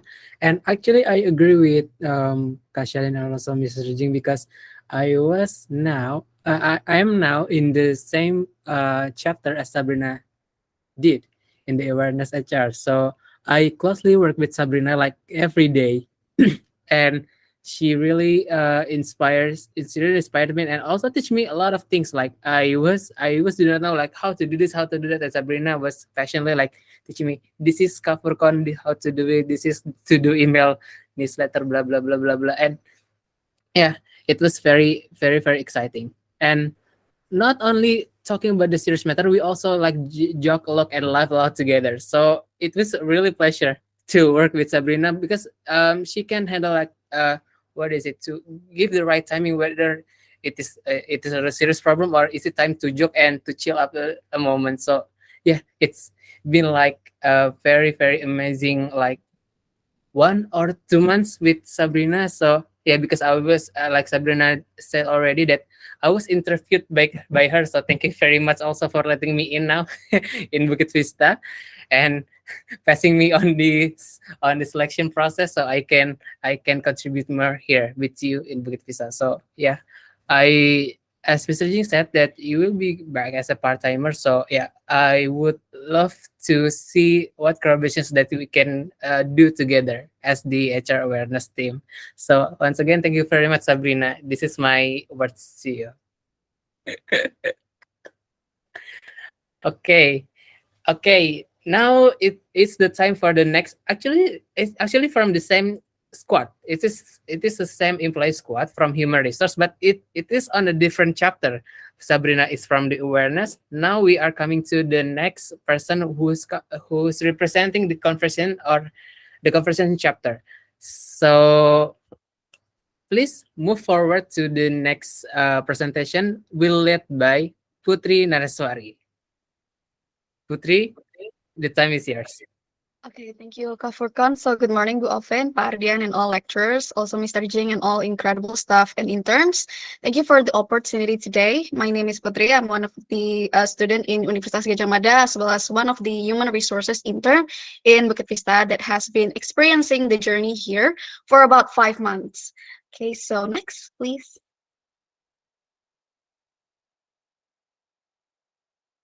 Today, I want to share 3 main topics, and it will be my projects and legacies, things I have learned here, and my final thoughts. Okay, so next.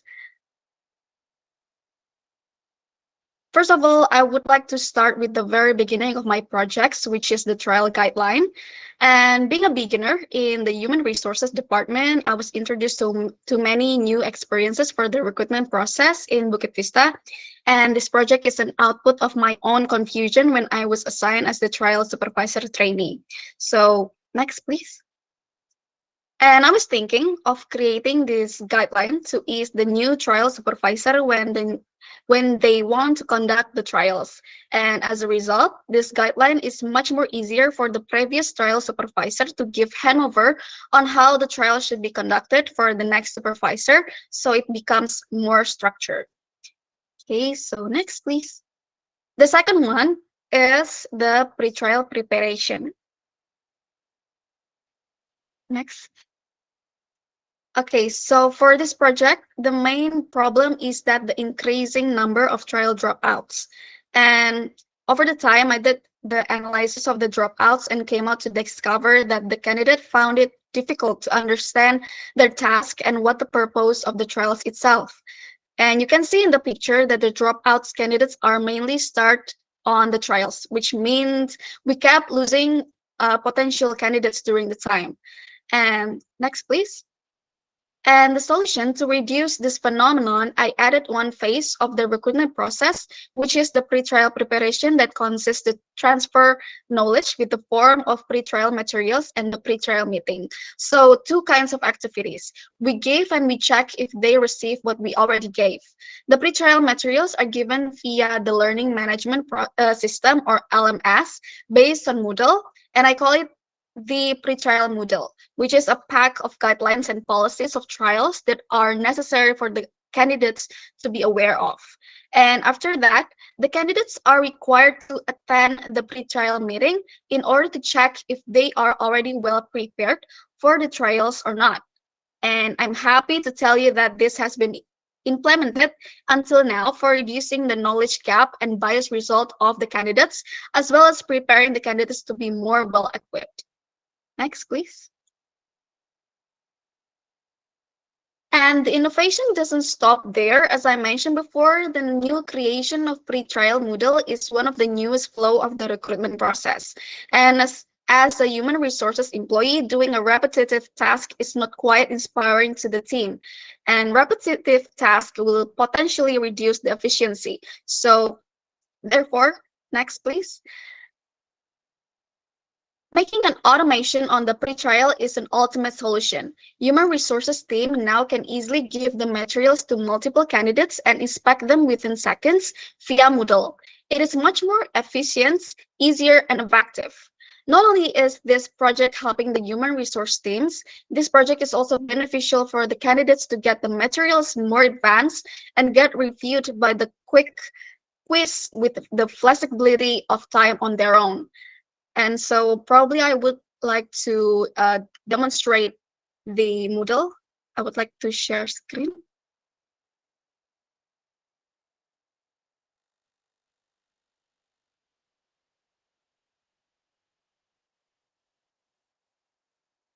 Okay, wait, hold on.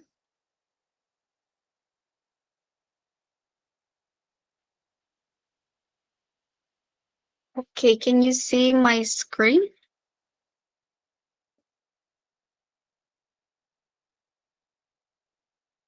Okay. Yes, we can see your screen. Okay, so this is one of the materials in the Moodle that I created and collaborated with Kak Krishna. So I will play this video. Hi, welcome to the next chapter. In this chapter, we will discuss about the purpose and the expected result of trial program that you'll be working on for the next 4 days. First, we need to know the reason why we need to participate in the trial program. As you already know, operations is the core business of Bukit Vista.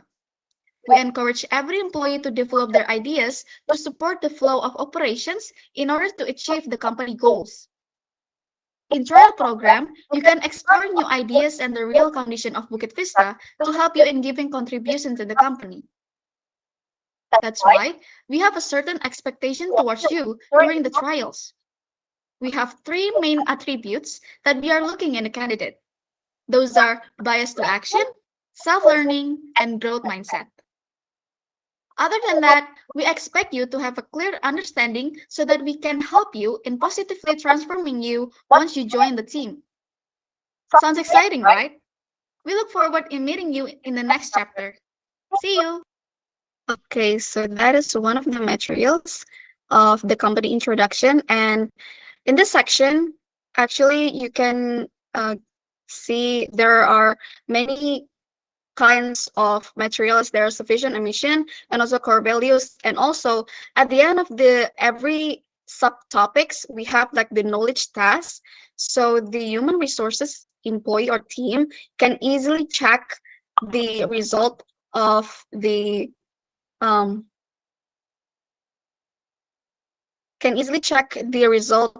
candidates when they already attempt the quiz. So like this, you can see this is like the score of the candidates, and the score can be reviewed within seconds. So it makes the pre-trial transfer knowledge much more easier than the previous one. Okay, I think that's all for the Moodle. Okay, probably the operator can share screen the presentation once again, please.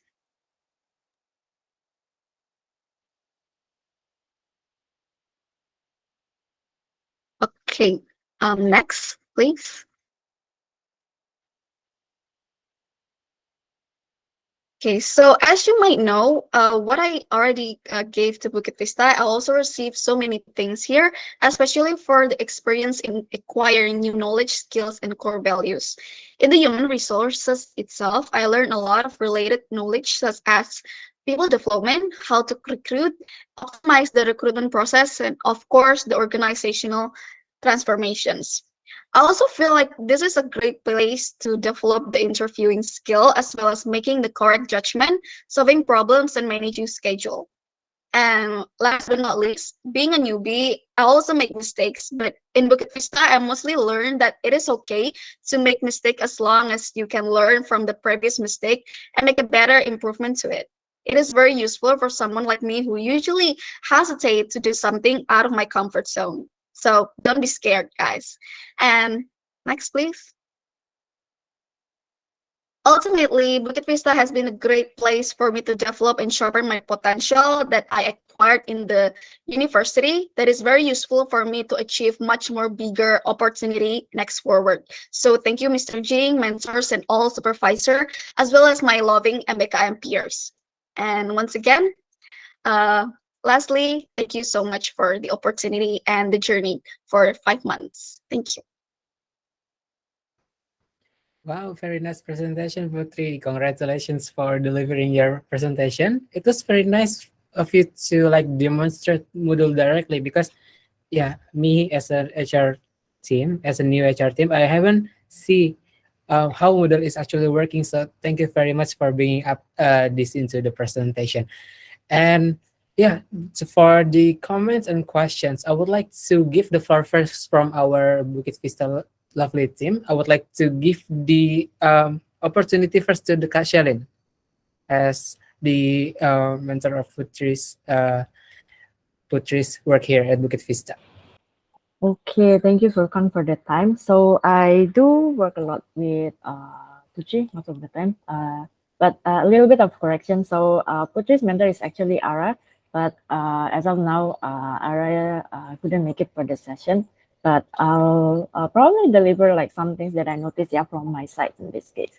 So Putri, from the start of her trial program, or even from the start of her internship, she has been deeply involved in our selection process. So she's been helping the HR team in like processing candidates, so like CV screenings, doing interviews, and so on. So even from the start, we actually noticed that Putri is really sharp. Like she really has like sharp eyes, and she can identify which candidates would be a good fit in the company, and which candidates that are probably not a good fit. And her accuracy is actually pretty high, I would say. So like previously we have like some debates as well, like whether Putri's judgment is actually accurate or not. But as of now, it has happened a few times, but we can conclude that it is actually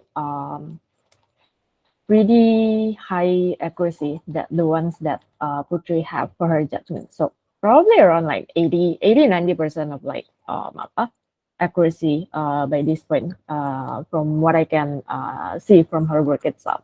So besides having a good eyes, Putri is also critical.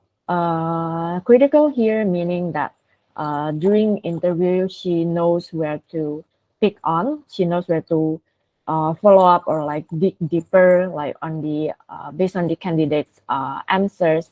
And it's not an easy thing to do actually, especially like when you just started doing interviews and such. So new HR people, like those who just recently like newly involved in the selection process, would tend to be generous at some point, like perhaps for example, like when the candidate may not actually be suitable, but like the new person, our new HR person would tend to be like generous, and then like like passing the candidate to the next process. Though this is not the I wouldn't say this is the correct way, as HR is like the you can say it's like the selector, right? I mean, as the filter, as the very first filter for like future candidates, for future interns, for future employees to join the company. And it's really important to like make those filters really tight in this case. And Putri actually did a really good job in this case for her selection and recruitment process, as well as for her trial program. So trial program has been evolving over time in this case. And while Putri was taking care of trial program, the one that she mentioned in her presentation are those some of the innovations that she did like within the team. And actually, I would like to mention one of our other human resource intern as well, Krishna. In this case, so currently Krishna is in KKN and his signal is very bad over there, so he couldn't make it for the session. But I like to also give credit to Krishna, who has been working together with Putri for the pre-trial program. So for the Moodle learning management system that Putri presented just now, it was actually a collaboration project like between the two of them, like that. So it was a really good collaboration, as well as the you guys can also see the result just now with the presentation itself. So overall, I would say that these things that Putri did, the innovations that Putri has been working on in her internship program, has been really delightful to see. It's been there's actually quite a lot of development as well as improvement as well coming from Putri's side, like from the start up until now, almost the end of the internship itself. And I'm very proud on what she has become right now. Okay, mungkin that's a little bit from me, Furkan. So I'll pass it up to you. Thank you.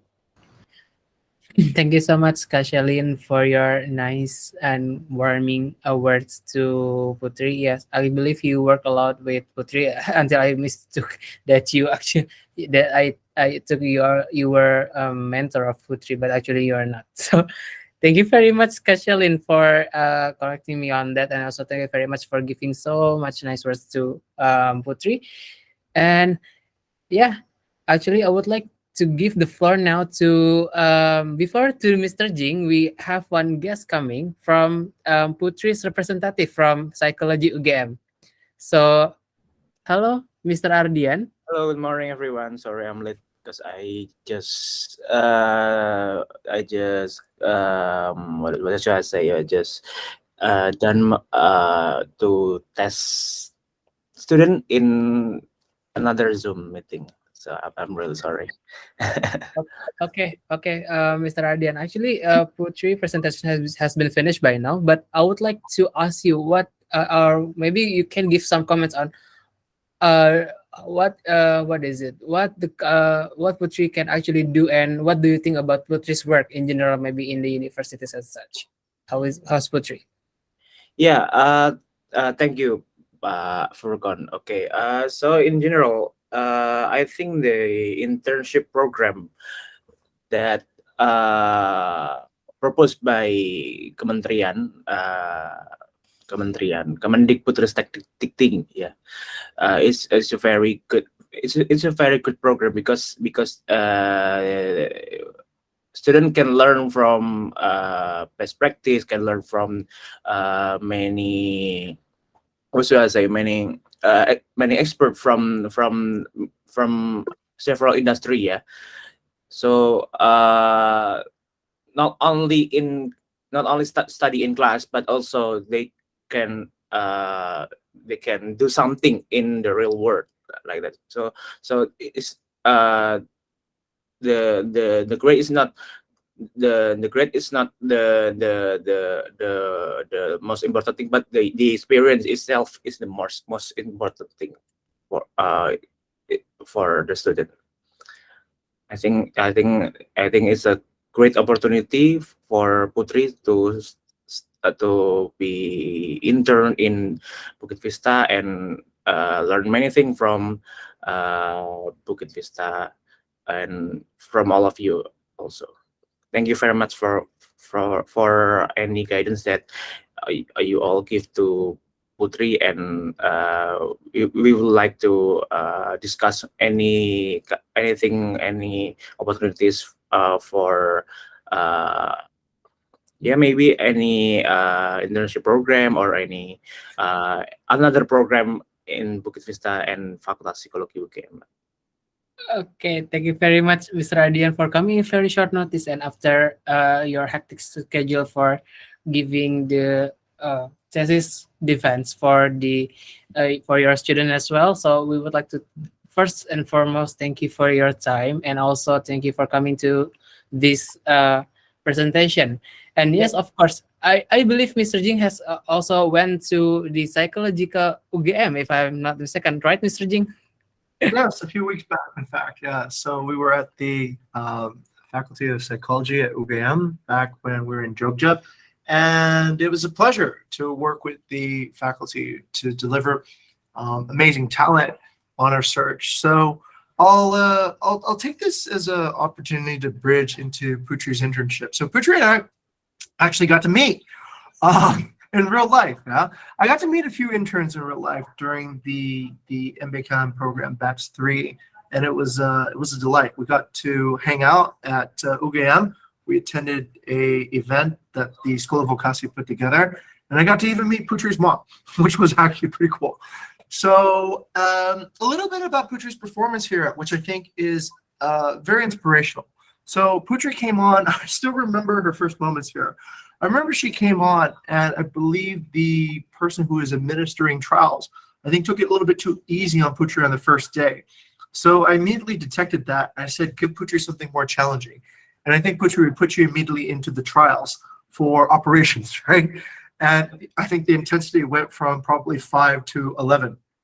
But during that time, I saw what we were looking for here at Bukit Vista, which is the essential idea of a growth mindset. Putri quickly adapted to the increase in intensity, and also she adapted her skills and started shining. Later on, I discovered that Putri did have, as Sabrina had actually, a special talent in identifying talent. So this was actually very good.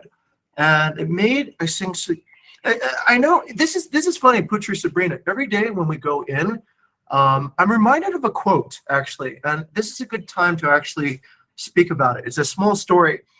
Two guys are they're working in this, on this construction site, right? You ask one person what they're doing, and they say, I'm laying brick. You ask the second person what they're doing, they say, I'm building a cathedral, right? Or I'm building a masjid, or I'm building a temple. So I think if we zoom out a little bit, right? What do we do every day? We get together, we look at CVs, we recruit people, we approach, we do all this. But what do we actually build? We build a culture, as Shaylin was talking about. We build a culture that supports innovation. We build a culture that supports a mission to transform the country through hospitality. We build a culture of where innovation can happen. And I think we build, in a few words, the future of Indonesia, in a way. When you go to government conferences and you listen to what the leaders of the country want, they want essentially, I think, this process of what we're doing. Innovation, collaboration, growth, recover stronger, recover faster. So the day-to-day of what we do is we select people who have the right mindset, who belong and can absorb this culture so that innovation can happen, so that we can build one person at a time, one guest at a time, one partner at a time, one employee at a time, kind of future. So Putri's been instrumental, I think, in that process. And it's why I also am so involved in HR also, because that is essentially the foundation for how whatever we do in terms of projects or our achievements in the next year, it begins with the work that you've laid today. So in conclusion, the past 5 months, or about 6 months so far, that's, I think, the end product of what Sabrina and Putri have been doing. Essentially, this idea of how do you build a culture for a company that wants to go and change the world? How do you build a culture for a company that wants to innovate? And as you can see, probably a lot of these projects, a lot of these ideas, a lot of these tools, they're only possible if we recruit the right people. And so Putri's innovations also, in addition to simplifying the trial process, learning from mistakes, and applying new knowledge and thought to enhance the candidate experience, I think, inspire delight, while at the same time making no compromises on culture, I think has been inspirational. So thank you, Putri, for sticking with us, and we'll see you again soon, I think. Anyway, so yeah, congratulations to the conclusion of your internship, which will be, I guess, tomorrow. Okay, see ya. Back to Furkan. Okay, thank you very much, Mr. Jing, for the nice words also. And congratulations again to Putri for presenting your work to all of us. And we are here very, very proud of you. Okay, I think we can proceed to the next presentation because we still have time, yeah, to present. So rather than postponing after Jumat break, I think we can spare one more presentation for our beloved interns here. So, and I believe also the representative of these interns has also been in the room from the morning. So I think we do not want to waste their time any further. So please welcome the fifth presenter of today's intergraduation presentation. is Karisma Beneta. Karisma Beneta, time is yours. Okay, thank you, Kafurkon, for welcoming me, and thank you everyone that joining us today in this graduation celebration. In this celebration, and thank you for Ibu Indah and Pak Hadi that is joining us also. And so here is I would like to present my my delightful internship journey at Bukit Vista. Next slide, please. So yeah, hello everyone. I'm Karisma Beneta Sari. You can call me Beneta for short. I am a 5th semester student in English department, Faculty of Humanities in Jember University. I apply here in sales and reservation, but I also work in customer support. So yeah, I love art. Before I working here at Bukit Vista, I spend a lot of my time with my art. I paint a lot. I sell my painting, my drawing online in Instagram, Facebook, and WhatsApp. And I found joy there when I see my customer smile and my customer love my art, and my product is met their expectation. So yeah, I think here in Bukit Vista, it is a so suitable role, online sales and reservation, to sharpen my negotiation and persuasion skill, and to be a better seller at the future. So next slide. Next slide, please. So yeah. So in this presentation, I would like to explain about roles, my roles at Bukit Vista, my projects and things I've learned, and my final thought when I interned here in Bukit Vista. Next slide. So yeah, in Bukit Vista, for the past 6 months, I working on HAR team. So what is HAR team? I think everyone's already know what is HAR team, because we already watched the video at the beginning. But I will remind you all that HAR team is actually an abbreviation from hosting or support and reservation. So here, next slide. I'll start from, next slide. I'll start from reservation team. So reservation team is actually a role to ensure all inquiries interaction should lead to converting into deal, no open confusion, and ensure there's no email warning about because the inquiry is left behind and affect the response rate, ensure the price is suitable according to what the team has made, serve the properties and services in a friendly manner, and provide solution and recommendation. Here in reservation team, we use several online travel agencies like Airbnb, Booking.com, and Agoda. So yeah, so reservation team mainly focus on convert inquiries into booking. So yeah, this is because in this reservation team, we are required to know what is the details of our property that we manage, like addresses, and then house rules, amenities, property types, and so on. This is because we are required to be able to give like short presentation to potential guests, so they are interested with the property that we offer. Negotiation and persuasion skills are very needed here, as well as several sales foundation for converting inquiries into booking, such as identification, build trust and engagement, discovery, pattern match, and reach decision and close deals. In offering a property, the reservation team also need to always coordinate with the pricing team, so that the price given in accordance with the market price. So yeah, during my internship in reservation team, I learned a lot about the property knowledge, and then what is hospitality looks like, and then how to sharpen my persuasion and negotiation skill. Next slide. Okay, the next role here in Bukit Vista, I am working in a hosting team also.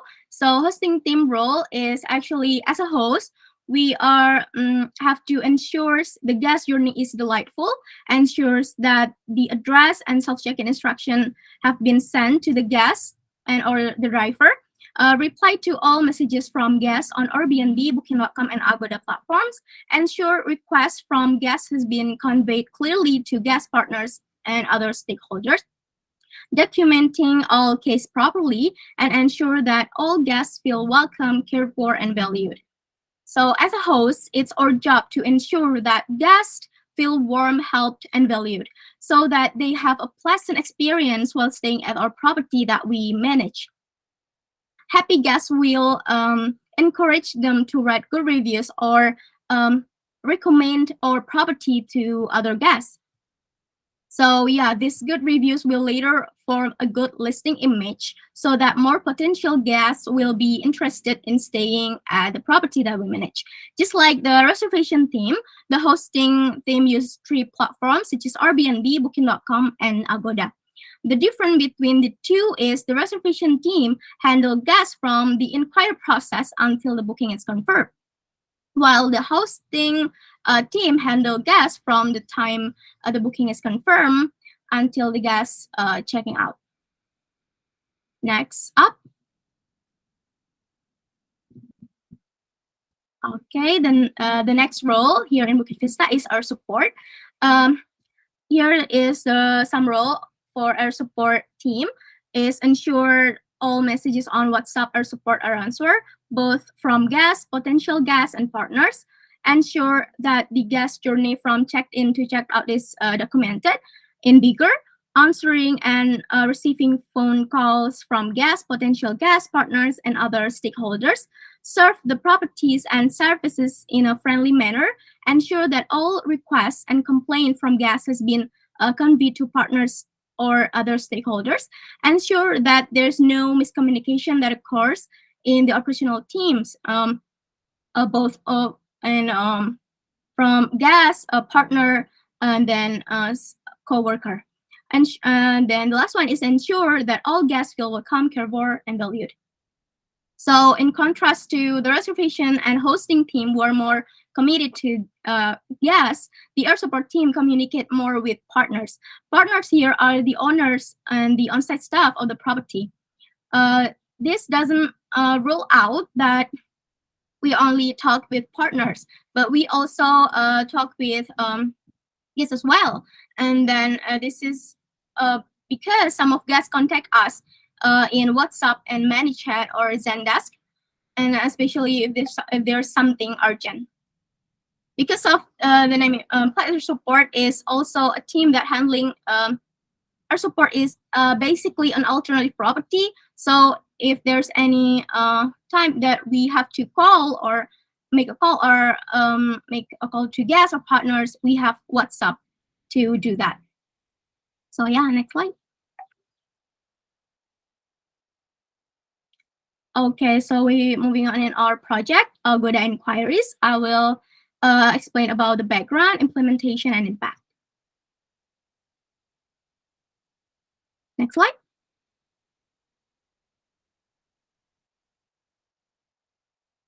Thank you. So this is the background of my project here, Agoda Inquiries. So in my time, I work on HAR team. I found that between Airbnb, Booking.com, and Agoda, Agoda is one of the lowest, the travel marketplace that have the lowest response rate. Just like we see here, the 2 examples that I attach here is the inquiries that is not responded from July and June 2022.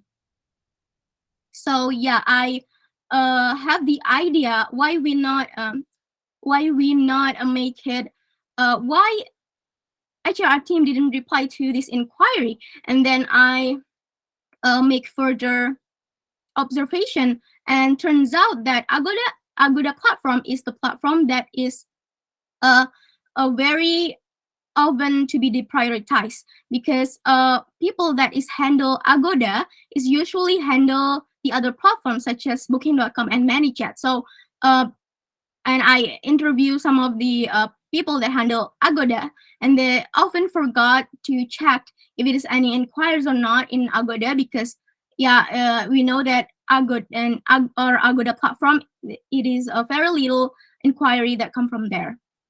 But I think it is so bad that because we didn't reply to this inquiry, so we can make this inquiry converted. Next slide.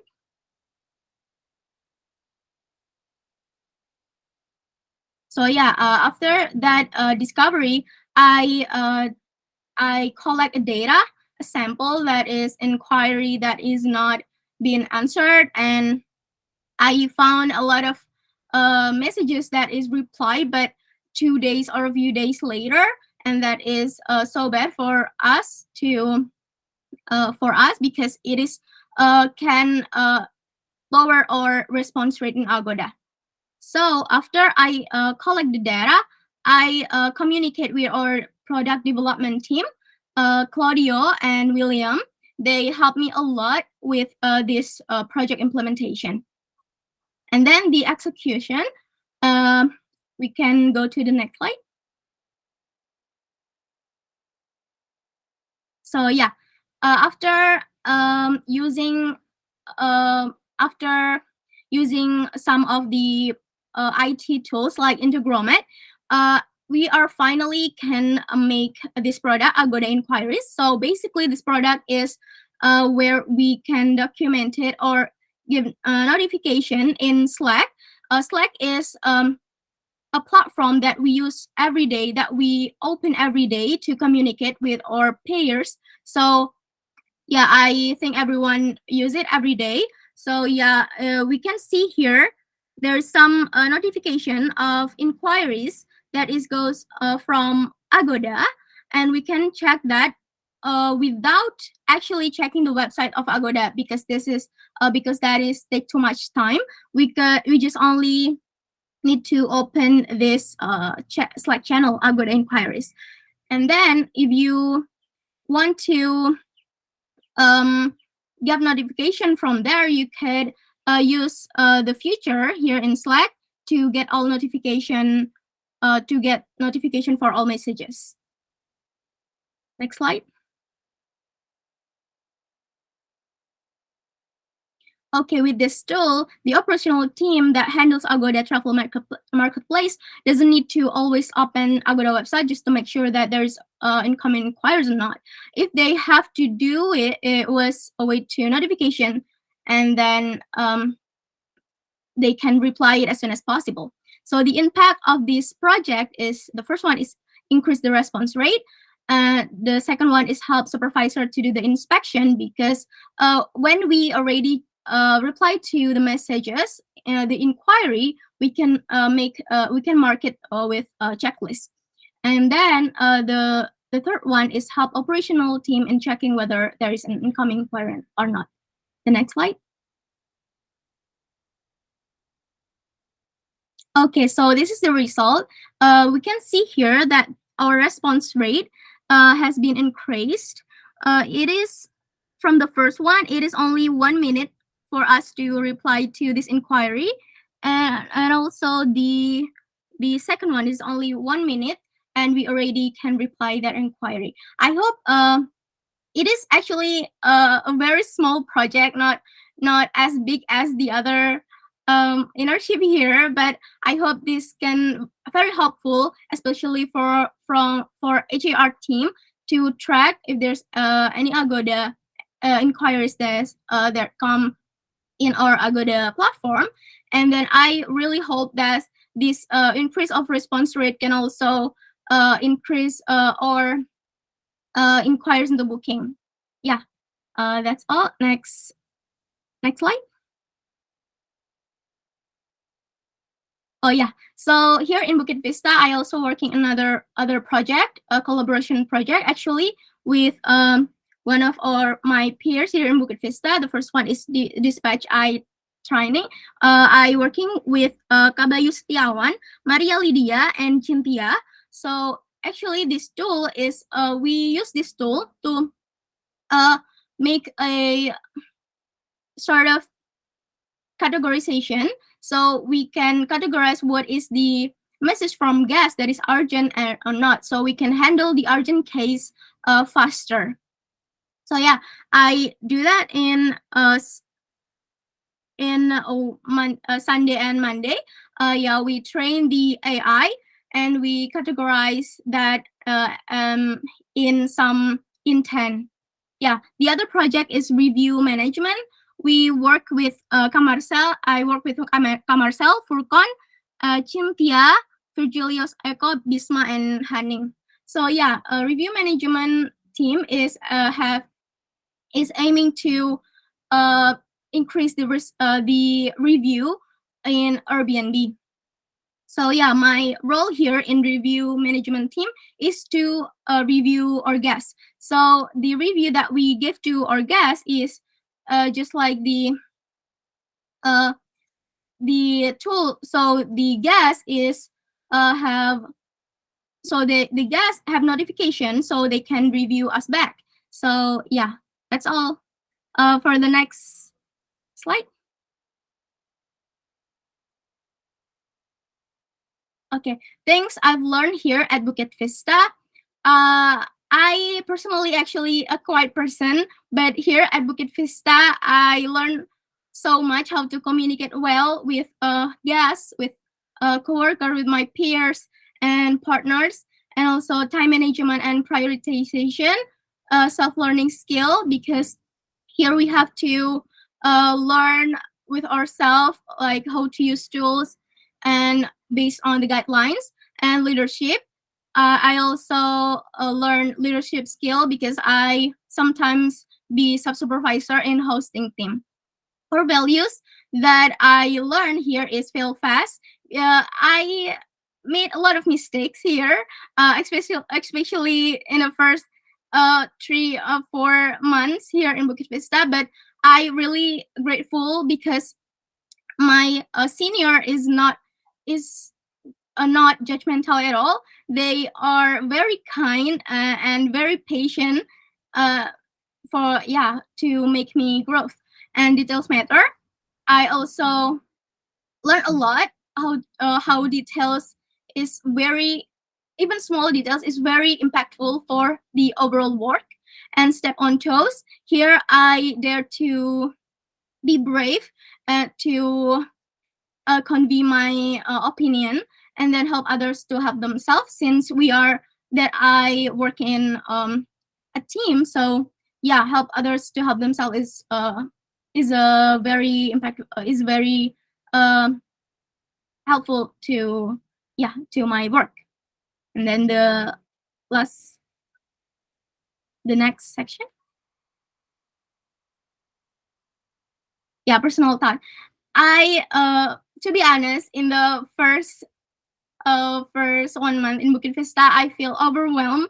I feel like I'm not good enough here, but yeah, time flies and I feel that they are very kind, and even I'm not really good enough, they are willing to teach me so I can grow better.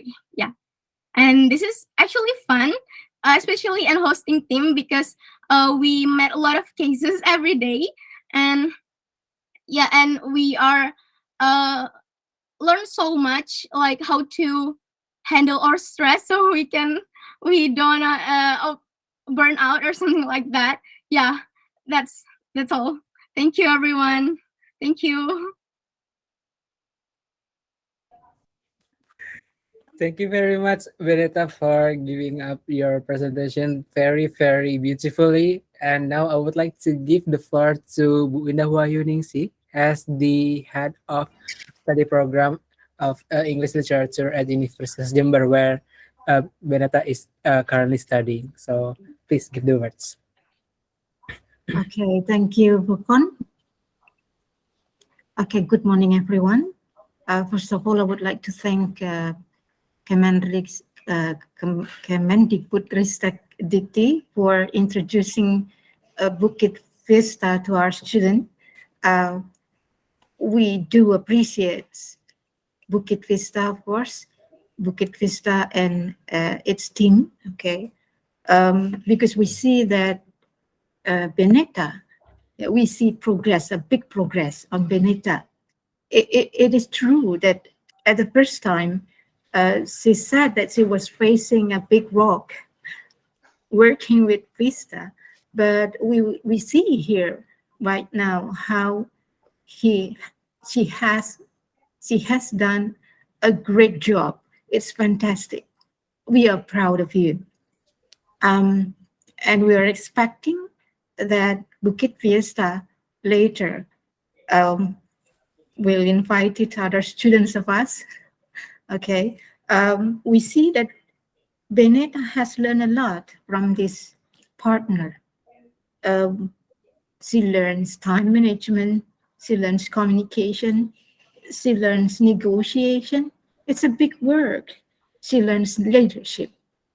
Really, we appreciate you, Bukit Vista. Thank you very much. And Benita, you are now like a butterfly. It's great. Yeah, it's great because we saw Benita the first time. She was very silent. Yeah, it seems like, but now, it's fantastic. Yeah, it's fantastic. Thank you very much. Thank you very much. Thank you. Thank you very Okay, much. Mhm. Thank you very much, Bu Indah, for giving the words. Actually, I did not believe that Benita was kind of silent person. Like she was very chatty with me. Like I see. yes, actually she was very chatty and also talked to me a lot. Because actually Benita was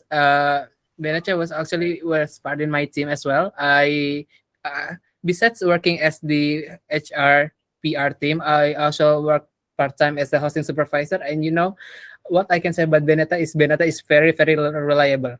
If Benita hosts on something, I like, okay, Benita is doing it, okay, so I'll be fine for that part.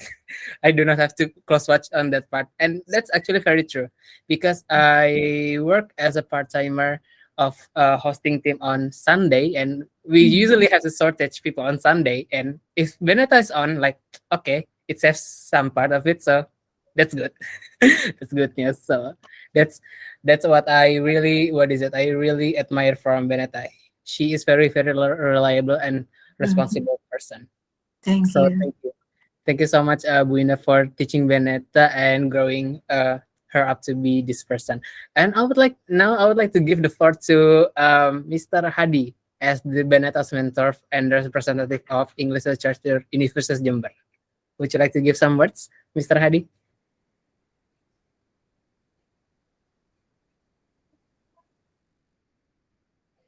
Mr. Hadi, I'm sorry, you're still muted.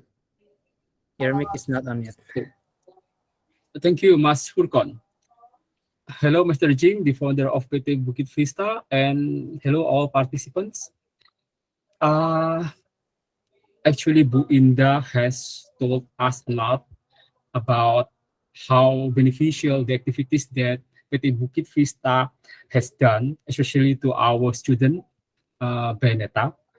Again, I'm thankful for the opportunity that has been given to Benita to join the program, which is held by PT Bukit Vista. I see that the program is very useful and good. Benita came to us several days ago and she said that she could learn a lot of things that she never thought before. she said that she could improve her negotiation skill and also her time management, communication, and also public speaking skills. And we gave the theories in our faculty, but PT Bukit Vista give more by giving opportunity to Beneta to apply them in real activities. So I think it is a good series of work, and we do hope that in the future the program still continues and can accept more students, especially our students, Beneta's juniors. Okay, again, thank you, and Beneta, keep fighting for your future. Thank you. Thank you very much, Mr. Hadi, for your words and comments as well. Now, I would like to give the floor to Mr. Jing, that probably has the visibility on Beneta's work as the guest. Absolutely, absolutely. I remember watching the entire process of Beneta here. It was, I think, Miss India, you have the exact word for it. It's a butterfly.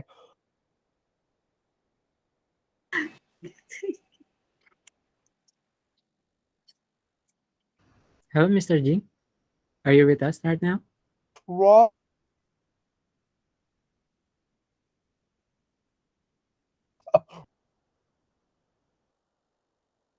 It's not just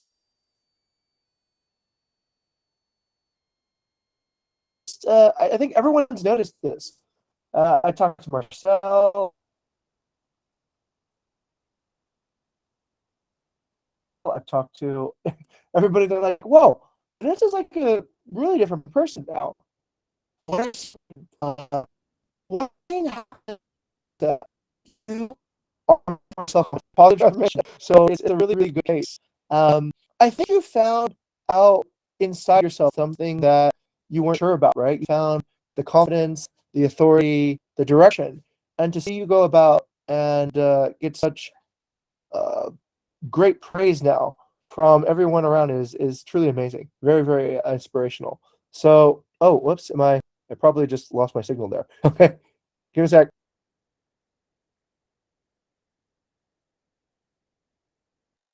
Broke off a little bit. Give me a second while I get back.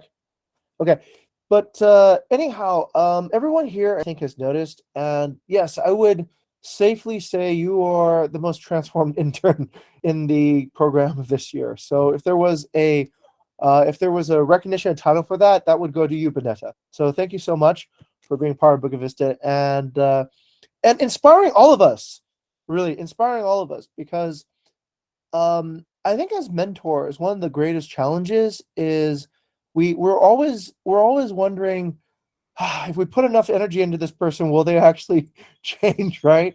And this is a very good success case. It is a case where it was challenging, but the end result is definitely worth it.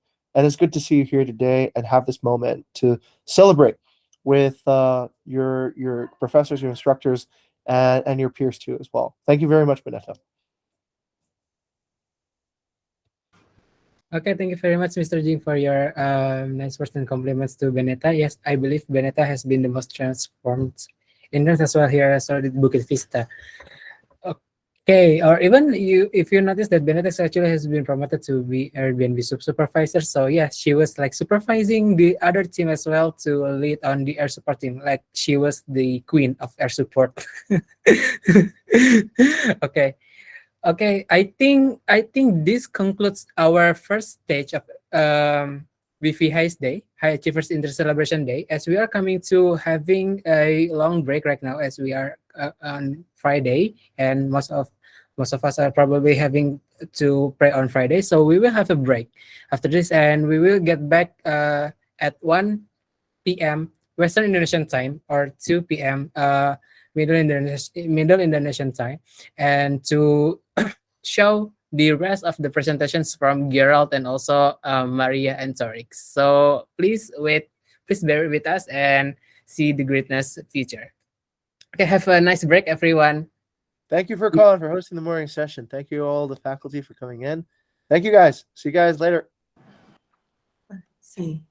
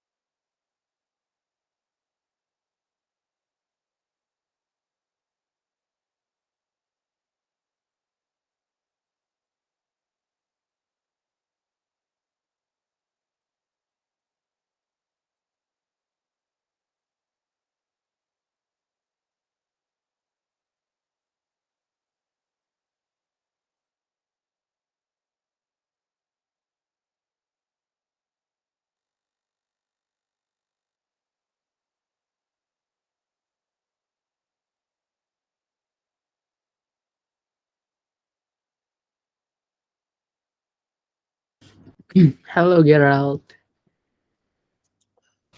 Halo Kak. Gimana? Apakah sudah siap? Insya Allah. Insya Allah mantap. Belum ada respon ya dari Bu Leni ya? Iya Kak. Emang lama sih. Gak apa-apa deh. Maaf ya berarti belum ada representatif dari STITB yang bisa hadir. Apa santai Kak. Aku bukan MBKM juga.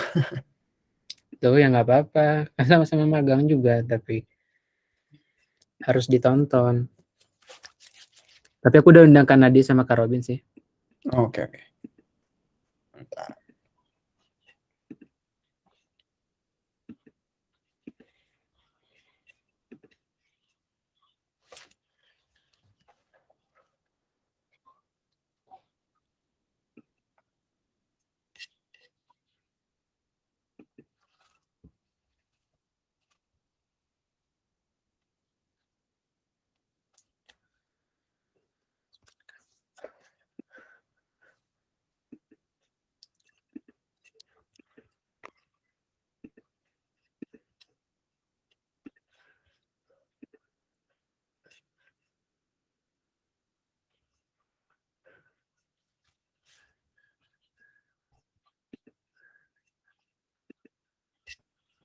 Coba apa sih namanya? Open kamera dulu, mau lihat gimana Bentar. your face di Gmeet ini. Oke. Backgroundnya.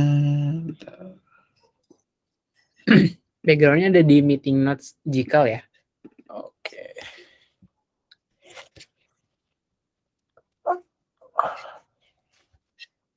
Cuman ya Kak.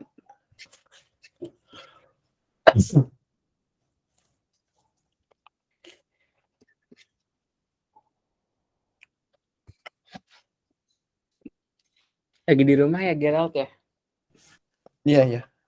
Iya Kak. Oke, aku mau off cam dulu sebentar ya, mau isi air haus. Ini masih recorded loh, Kon, but nggak apa-apa lah. Iya lagi, tapi ya sudahlah.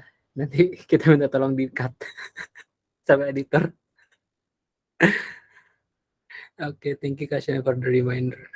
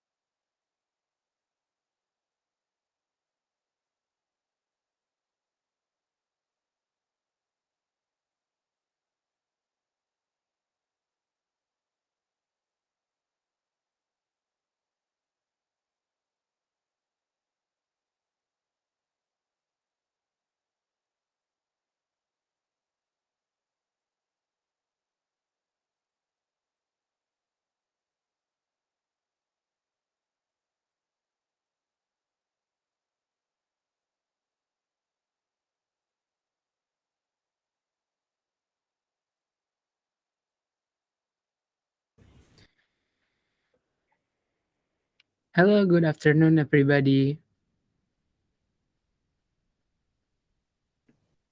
Good afternoon. Good afternoon. Good afternoon. Thank you very much, especially to Bu Indah and also Miss Lina for staying with us until this time to maybe want to see another inspiring projects made by our interns. So once again, thank you very much for keep staying with us. Okay, so actually, without any further ado, we have another last two presentations that would be presented by our interns, amazing interns here. And I would like to call on stage Gerald Akbar as the sixth presenter of this intern graduation presentation. So to Kak Gerald Akbar, the time is yours. Okay, thank you, Kak Furkan. Let me share my screen first.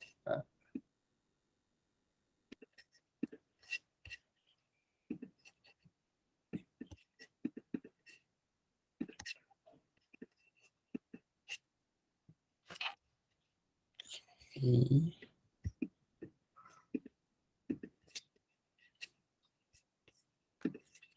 Sorry. Okay, Assalamualaikum warahmatullahi wabarakatuh. Hello everyone. I'm here to present my internship graduation. Okay, first of all, the introduction. My name is Gerald Akbar. You can call me Gerald for short. I'm currently a third year student at Institute of Technology Bandung. I'm studying computer science. My role here at Bukit Vista is as a backend developer intern. Okay. So first up in the agenda is what operational work I did as an intern. For the first 3 weeks of my internship, I participated in the guest squad, which is handling guests and communicating with partners, handling complaints and requests, etc. It was a really interesting experience for me because I don't think I'll ever get another chance like that. It's very unique. And also, while doing that, I also have to keep with hospitality standards set by Bukit Vista and also my supervisors, which helped me a lot and helped me improve my skills, I guess. For the other 2 months of my internship, I was a part of the product development team. As a backend developer, I developed server side and scripting backend queries for our product needs. Those scripts include, bug fixing the existing programs or creating and optimizing the new endpoints or features, and also some unit testing to test the functionality of the program. Okay, here are some of the projects that I participated in. The first one is extra services improvement. While at Bukit Vista, our operations team can handle some requests, such as requests for transportation for guests to get picked up at the airport or get picked up at their hotel to go to the beach or to a temple, etc. So the problem was it takes a long time for the operations team to handle one transportation request because the process is quite tedious. There's a lot of things to go through, and there's a lot of sources where you have to find the right prices for each of the conditions. It's a bit of a problem.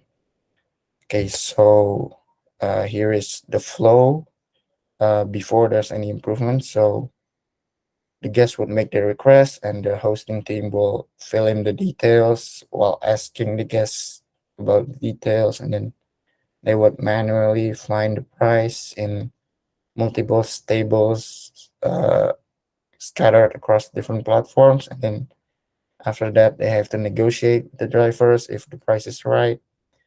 And then if it is, then finally they can confirm the order to the guest. So the solution to fix this problem from the product development team was to automate the prices. So we have a set price from each area in Bali. So for example, like to Uluwatu to Bingin, it's a different price from a different destination. And then the second one is to utilize the guest portal, because so the guests can make their requests and fill in the details by their own, and then it reduced the workload of the hosting team. And then once the guests fill in their details, they will the formatted message of their details would be sent to the hosting team via Slack channel. So here's the new flow of the consultation request. So the guest will access the guest portal, and then they wouldn't need to negotiate prices because the prices would be adjusted according to the ones in our database. And then after they completed filling in their details and destination, the request format will be sent to Slack, where the hosting team can access it and send it to the drivers. Then after that, the hosting team just needs to send it back to the guest.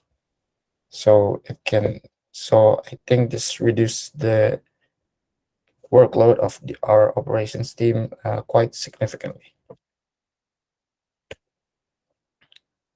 So these are the results. On the left side, you can see the formatted message for a guest request. Our hosting team will be notified if there is any. So they can just copy and paste the details right here and then send it via WhatsApp to our drivers. And then on the right side is actually the guest portal platform where guests can fill in their details and where they would like to be picked up, when, what date, etc.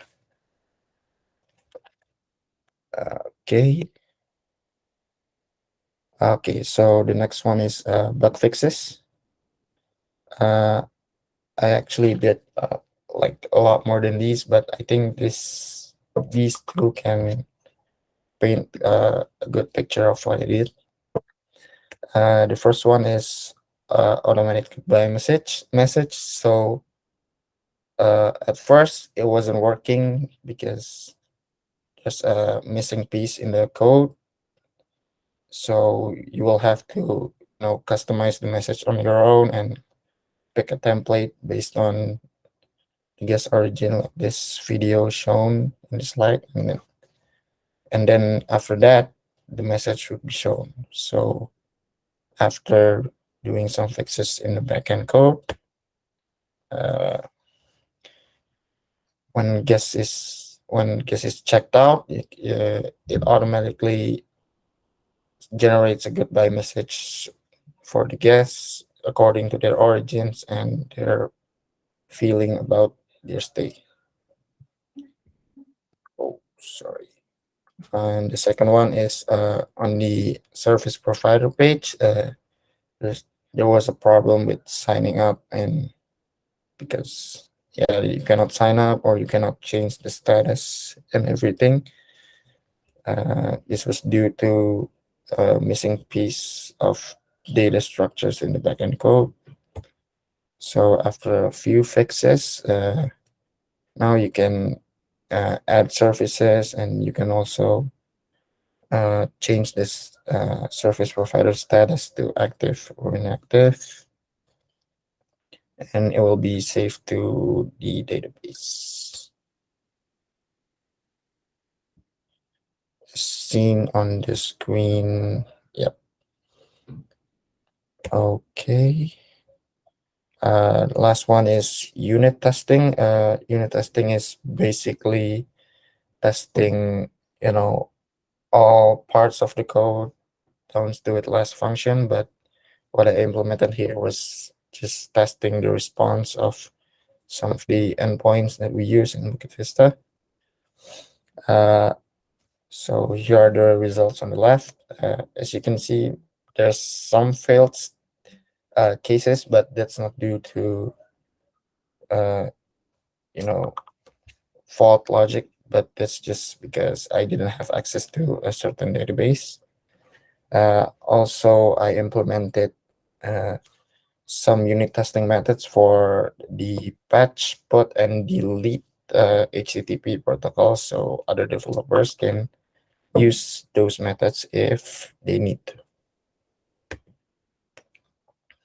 Okay, things I've learned here in Bukit Vista. First up is soft skills.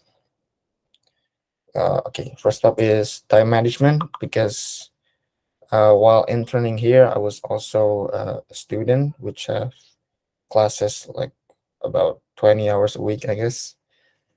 It really taught me, how to balance my work, how to balance my studies, because during those classes, I also have tests, quizzes, assignments. So it really taught me how to manage my time and finish all my assignments in school and in Bukit Vista punctually. Second one is communication. Due to 3 weeks in guest squad, I think what taught me most about communications, because handling complaints and handling requests from partners. I think that really taught me how to speak with people, how to express your ideas without, how to express like strictness without having to make the other guy angry or offended. It's a really hard but unique experience. And also, while before going to product development team, I also have to pitch some of new development ideas and improvements. So that was pretty interesting as well. And on the right side, you can see a slide of presentation I did when I was a host on the all hands meeting. I tried to find the documentation, but I guess it's after 3 months, so it's already gone. Sorry. Okay, next up is technical skills. Mainly technical skills is programming skills in general. So in here, I learned so much about software development and programming, such as writing clean and documented code, maintaining quality and conventions, and other libraries in JavaScript that are used for different occasions, like Diversify for dependency injection in an object-oriented design program, and Chai for unit testing in JavaScript. That's really unique. And also debugging. It's weird that I mentioned debugging in here, but I think the experience of debugging someone else's program is a whole different experience than debugging your own, because you kind of have to understand it and analyze it first. It's just a different experience. Okay, so some of the core values that I think stood out the most is details matter. Either in guest squad or product development, details does really matter, because one wrong detail can lead to like one bad decision, and that decision can lead to a chain of bad decisions. So I kind of have to be careful, but also not too careful that it takes a long time. So yeah, I just needed to be very detailed about my work here. So that's one. And then the second one is never settle. Mainly, I learned this in product development. My mentor, Karobin, I feel like he has a really in-depth knowledge of this core value, because while I was doing my work, he always gives reviews that it's not it's like for me to improve myself and also improve the quality of the program that I write. So I think, I think from now on I'll start thinking like him that even the best written code, program, or technology can always have improvements. And then the last one is don't assume, use data, because it actually correlates with details matter, because if we don't use data and we start assuming cases and what would happen, most of the time it would be a wrong decision to do that, because in reality you have to stick to data, either that you're handling complaints or you want something to improve. It's a really important aspect of this company. Okay, I think that's all of my internship graduation program. I hope you guys like to hear me talk for the last few minutes. Thank you for your attention. Assalamualaikum warahmatullahi wabarakatuh. Waalaikumsalam warahmatullahi wabarakatuh. Thank you so much, Mr. Gerald, for giving the amazing presentation that you have given us. Oh, actually, I just quite amazed. Yeah, I work at the hosting as a part-timer, and I use a lot of guest portal then, but I didn't really know that you actually developed it. So thank you very much for making our work is so much easier at the hosting part. Okay. First of all, I would like to give the floor to his mentor. Actually, his mentor from Bukit Vista is here right now. Mr. Robin, are you with us today?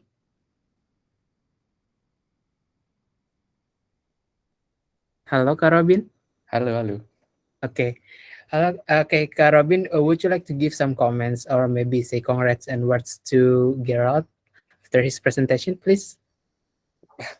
Oke. Congrats buat Gerald, buat internnya udah berapa bulan? 3 ya? Iya, Kak. Iya, 3 bulan. Udah belajar banyak tadi ya di Bukit Vista soal technical skill dan soft skill. Ditingkatkan lagi, lebih giat lagi belajarnya. Good luck for your next journey. Okay, thank you, Kak. Okay, thank you very much, Kak Robin, for the very straightforward comments to the Gerald side. Okay, and next I would like to call the leaders on the product development team, which is Kanadia. Kanadia, would you like to give some feedback on what Gerald has did good and also what needs to be improved from Gerald, so we all can learn? Okay, thank you, Furkan. So, hello everyone. Good afternoon. My name is Nadia. First thing first, Gerald, congratulations for completing your internship. Yeah, it's been I think about 3 months that you've been in Bukit Vista. I see that you have improved a lot, especially like in terms of communications as well. Compared to the first time that I saw you. I'm not really sure about the technical skills, but I think you also improve a lot because I see you have worked a lot, for the projects, and also you join some bug fixings as well. So, good luck for your upcoming journeys in the future, and also let's keep in touch. Don't forget to keep inspired. Thank you. Okay, thank you very much, Kanadia, for your kind words to Gerald. Okay, I believe now we are proceeding to the last presentation of the day. Yeah, we had 2 of our amazing interns will present their latest projects on. You will know later. So please come to the stage, Tariq Musyafa and also Maria Lydia from Business Data Scientist Intern.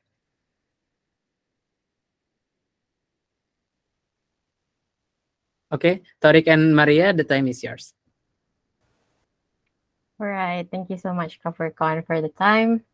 Here, Tariq has shared screen. So I guess let us begin, yeah? allow us to begin. Go right ahead, Tariq.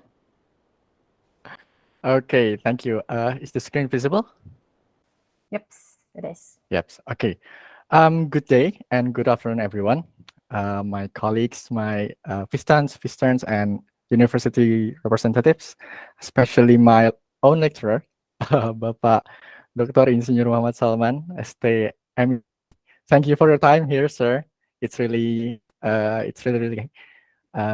grateful. I'm really grateful that you spend your time here. So since this is the last session of our BV HAICE Day, and me and Maria would like to present our intern graduation presentation. But since this is the last session, we'd like to reshape it a little bit. We'd like to tell you guys a story of Bukit Vista's property pricing. So just a little bit of introduction.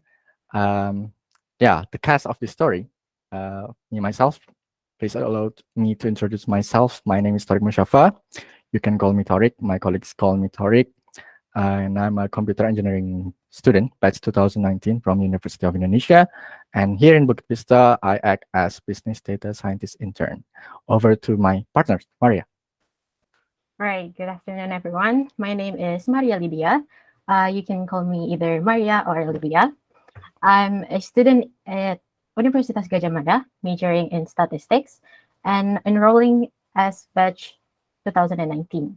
And same as Tariq here, I'm also in the role of business data scientist intern here in Bukit Vista. Right, next up. So you might have heard the story of Bukit Vista property pricing, but what we do here is actually called dynamic pricing. Some of you might have heard it before, but some of you might have not. So what is dynamic pricing exactly? Dynamic pricing or dynamic pricing law, as we call it DPL, inspects the property of the performance of properties regularly and adjusts the pricing dynamically to maximize both revenue and also occupancy. There are actually 3 steps in dynamic pricing that's being done here in Bukit Vista. The first one is waiting list for executions. The second one would be executed for random supervision. And then the third one is property with hypervision needs. Right, moving on to how does dynamic pricing actually works. Okay, as you see on the left side of your screen here, there's Coda. Coda is actually like a tool we use in Bukit Vista as part of the documenting side of dynamic pricing and other activities here in Bukit Vista as well. Specifically for dynamic pricing, there's this table as you see in the screen, in which the first column consists of manager. So what exactly is a manager in dynamic pricing? Manager is a team member in charge of optimizing a property performance. And then to the right, you see the schedule. So the schedule is actually the date of execution, scheduled weekly for each property. Moving on to the right side, there's properties identity. So that includes the property name, type, and also the area. This helps a manager in dynamic pricing to understand much better on what property is actually we're working on. What are we trying to optimize here? Moving on to the right, there's also the execution tracker. There's the executed button, the help button, and also the frequency of each property. And then last up, we have the partner engagement signal, which consists of partner engagement, contract adoption, and also contract refinement. Next up, that was just the format, right? But there are also a lot of data sets that are used in dynamic pricing. Before we move on to the data sets, let's kind of know a bit about the tools. The first one is Data Vista. So through Data Vista, we get to interpret data through visualizations that have been made by the data scientist team here at Bukit Vista.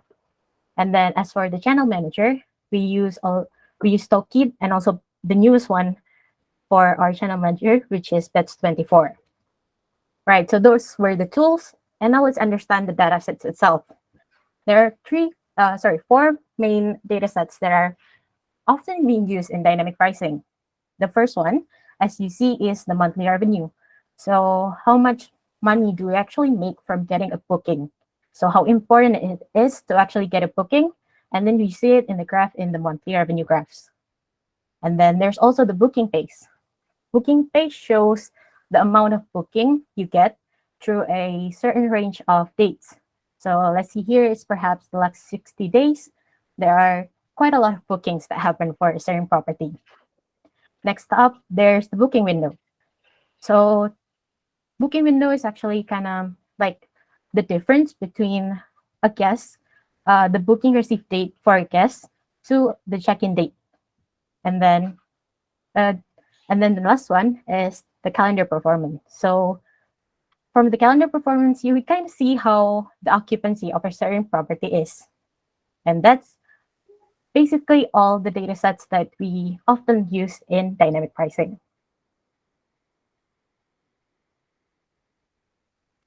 All right. Thank you, Maria, for your explanation. Just let's just we all here as participants take a little bit taste of dynamic pricing itself. So we're going to show you a little quick demo about dynamic pricing, what we're actually doing here. So yeah, in dynamic pricing, we recognize one of our strategy as gap night treatment. So let's say if I'm acting as a revenue manager, I want to optimize a single property to gain more revenue and gain more occupancy. Let's say I'm trying to manage a property called NDBV Lot 6.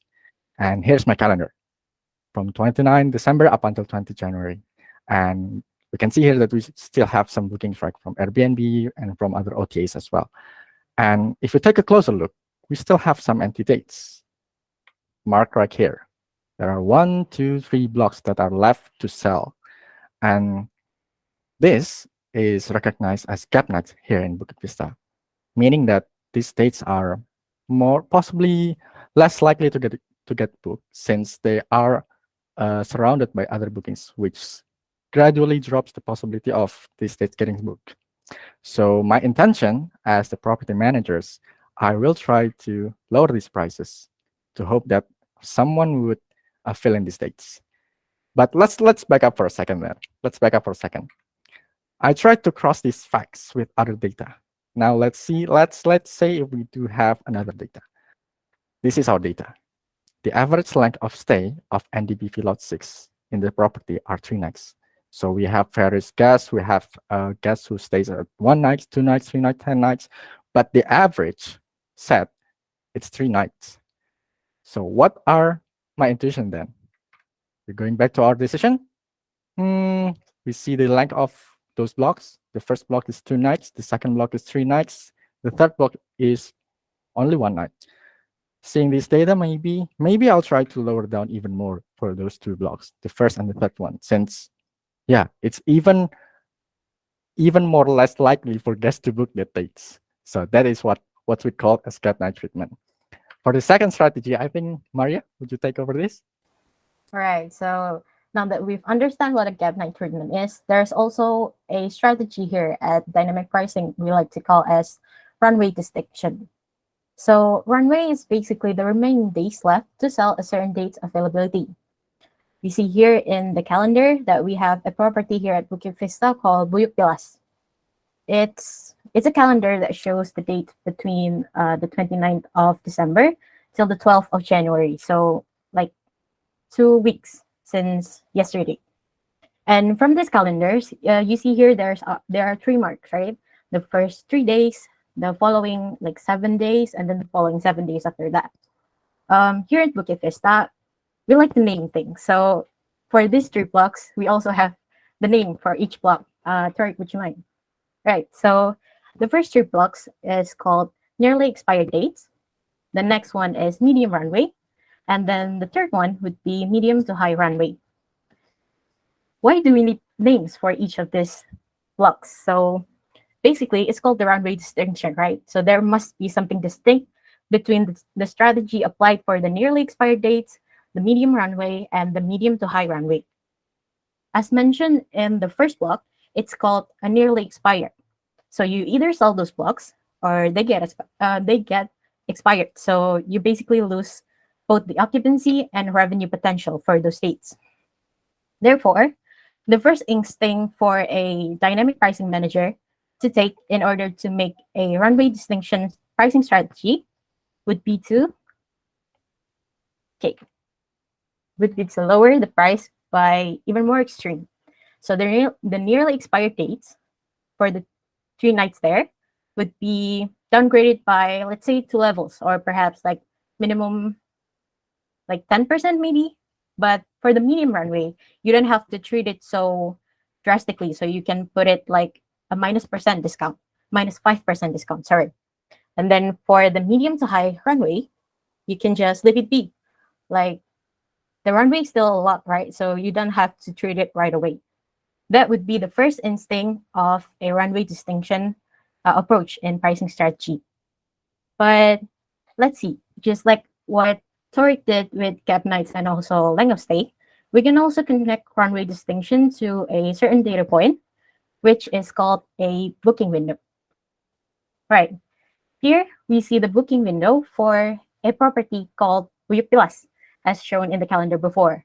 So here, as I mentioned before, booking window is the difference between the dates a guest booked a property and then the dates in which the guest actually checked in the property. So here you see the booking window value would be 0, 1, 2, and then the rest would be categorized into 21 till 30. So let's see what they actually mean. Like these blocks won't tell you anything except you understand what they mean. Okay. Can you click correct? Yep.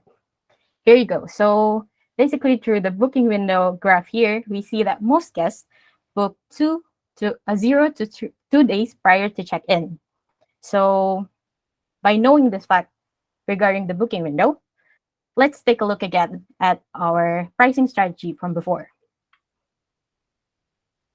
Okay, so for the nearly expired dates, we decided to lower the price by 2 levels, medium runway by 1 level, and then we keep the medium to high runway as it is. But after knowing the booking window tendency, like how the guest actually tends to book nearly expired anyway, it wouldn't make sense for us to keep lowering the price on the market, right? So that's the guest behavior, but we keep lowering the price for them. So that wouldn't make sense. And as a revenue manager here, we also have to think about how the revenue progress for the property. So by knowing those facts, we can then change our decision into, all right, so the nearly expired dates in which we discounted by 2 levels, we can change it to only 1 level. And that should work, remembering the booking window consideration. And then as for the medium runway, in which we kind of lowered the price by 1 level, right? But by knowing the booking window, we can just keep it as is and then let the strategy kind of works around there. And then for the last block, which is the medium to high runway, instead of just keeping it as is, like I said before, as revenue manager, we need to think about how the revenue progress. So for the medium to high runway, we can try increasing the price instead of just keeping it as is. And that's how you make a decision based on runway distinction here in Bukit Vista. Coming up next, there's also a strategy for a long-term bookings, which will be explained by Toric. Okay, thank you, Maria. So let's jump out to another property. Let's say I'm acting as a revenue manager of property we call Rich Homestay. As you can see here. Oh my God, there are lots of empty dates, right? If you can see here, there are 1, 2, 3, 4, 5, even more than 5. And this is quite messy, right? Like we need to adjust every single gap night and then we lower it by consideration. It's really time consuming. What I'm trying to do with long-term strategy, I try to recognize if there is any pattern of long-term stay in the property. Say this one. As you can see here, there's one guest who booked quite a while, around 2 weeks perhaps. So in order to maximize occupancy and maximize revenue as well, we're not going to apply a simple strategy to raise or lower the prices on these empty dates, but we'll try to issue a special strategy. Let's say I issue a strategy called length of stay discount. So for whoever guests that like to book a property for 2 weeks, they got 5% discount. This means if we get more long-term stay, we minimize the probability of existing gaps like this, which maximize revenue over time. And that is all the demonstration of what a taste of dynamic pricing is. Moving on, we're going to, so what's the problem? Can you tell me, Maria? All right. So after like kind of see how a dynamic pricing strategy applied here in Bukit Vista, we were only showing you 3 examples amongst many more. So let's try to look at what's the problem here in dynamic pricing. All right, so the first one is most likely there are a lot of considerations in dynamic pricing. As you see before, we showed you like quite a lot of graph, which is probably a lot to take in for the first time you're probably hearing this. So let's recap. What are those considerations? Booking window. Next, there are booking pace. And then there's the revenue. There's the guest size distribution. Also, there's occupancy as well. There are correlations between the considerations, and then there are length of stay distribution as well. And then we even have to consider canceled bookings in our pricing strategy. So overall, there are quite a lot of considerations in dynamic pricing, as you see here. And although we definitely love doing dynamic pricing, but we kind of have to identify that it kind of arises a certain problem. The first one is the obvious large amount of data that needs to be analyzed each week by our team members. And I would say it's kind of time consuming on how you have to take a look at each graphs and then try to connect all the data points and then actually coming up with a pricing decision in the end of those analysis. And then the next problem would be it's kind of hard to keep in track of everything. So you execute a property performance today, and then you have to kind of see, does the strategy I applied last week actually works? That's kind of another problem that's being dealt here in dynamic pricing. And moreover, there's also a limited human resource here in dynamic pricing team. So as we innovate to attract more partners, property partners in the future, obviously we're gonna need some kind of solution on how we can maintain our quality and even grow better in terms of quality, but with more amount of partners as well. All right, so after knowing all those problems and kind of the frictions here in dynamic pricing, we come up with the question on what could be the solution. If only there could be something that eases up all the work. Right, here you go. So let us introduce you to Promenade. So what exactly is Promenade? Promenade is actually a name by Torek. He come up with it. It's actually a short term for pricing measures and strategy decision. So what is Promenade? Promenade is a machine learning based dynamic pricing tools. And as you see here, there's a logo already for Promenade, and we're gonna have to thank Ola, one of our teammates here in Bukit Vista, for making this awesome logo. All right, let's get to know more about Promenade, and I'll give the floor back to Torek. All right, thank you, Maria. So how does it work basically? How does a tool being really smart as and as reliable as our pricing manager, as smart as our revenue managers here at Bukit Vista? So we're trying to map this. How does it work into 3 categories? First thing, what it receives, what Promenade receives. So in Promenade, we consider opportunity of booking as NAB, as you can see here. NAB is an abbreviation for next available block. So if you have a single listing, a single room, or a single property, and you have a calendar and you have lots of bookings, but you still have some empty dates, this is called NAB. Promenade collects those NABs and issue it into a system input. It becomes the input of the Promenade itself. Moving on, So what it considers after receiving all those NABs, how come Promenade makes up decisions like raise by 5%, lower by 10%, or any other decisions. So we try to create a machine that could incorporate the intuition of our pricing managers, of our revenue managers into the machines. So as Maria already explained earlier, we have one considerations when it comes to making pricing decision. One is called booking window, as we shown here. Using booking window, we could determine what is the concentration of the market. Is this property has the market of last minute, so people tend to book near to its check-in date, or people tend to book on people tend to plan ahead before they're going to book, maybe around 10 or 14 days ahead. So Promenade tries to map this intuition into the machine itself, and this is what we created. This is actually the idea came from Maria herself. She tries to map the booking window visualization into booking window quantiles, so we can recognize the epicentric, the concentration of market on a single listing or single property. And here's the result. All right, third one. So what it gives us after the Promenade receive lots of NABs, and then it gather up all the considerations that the pricing manager uses. It gave us not the pricing itself, no, but instead the pricing strategy that we could apply for each NAB. Say for this NAB, the Promenade gives -5%.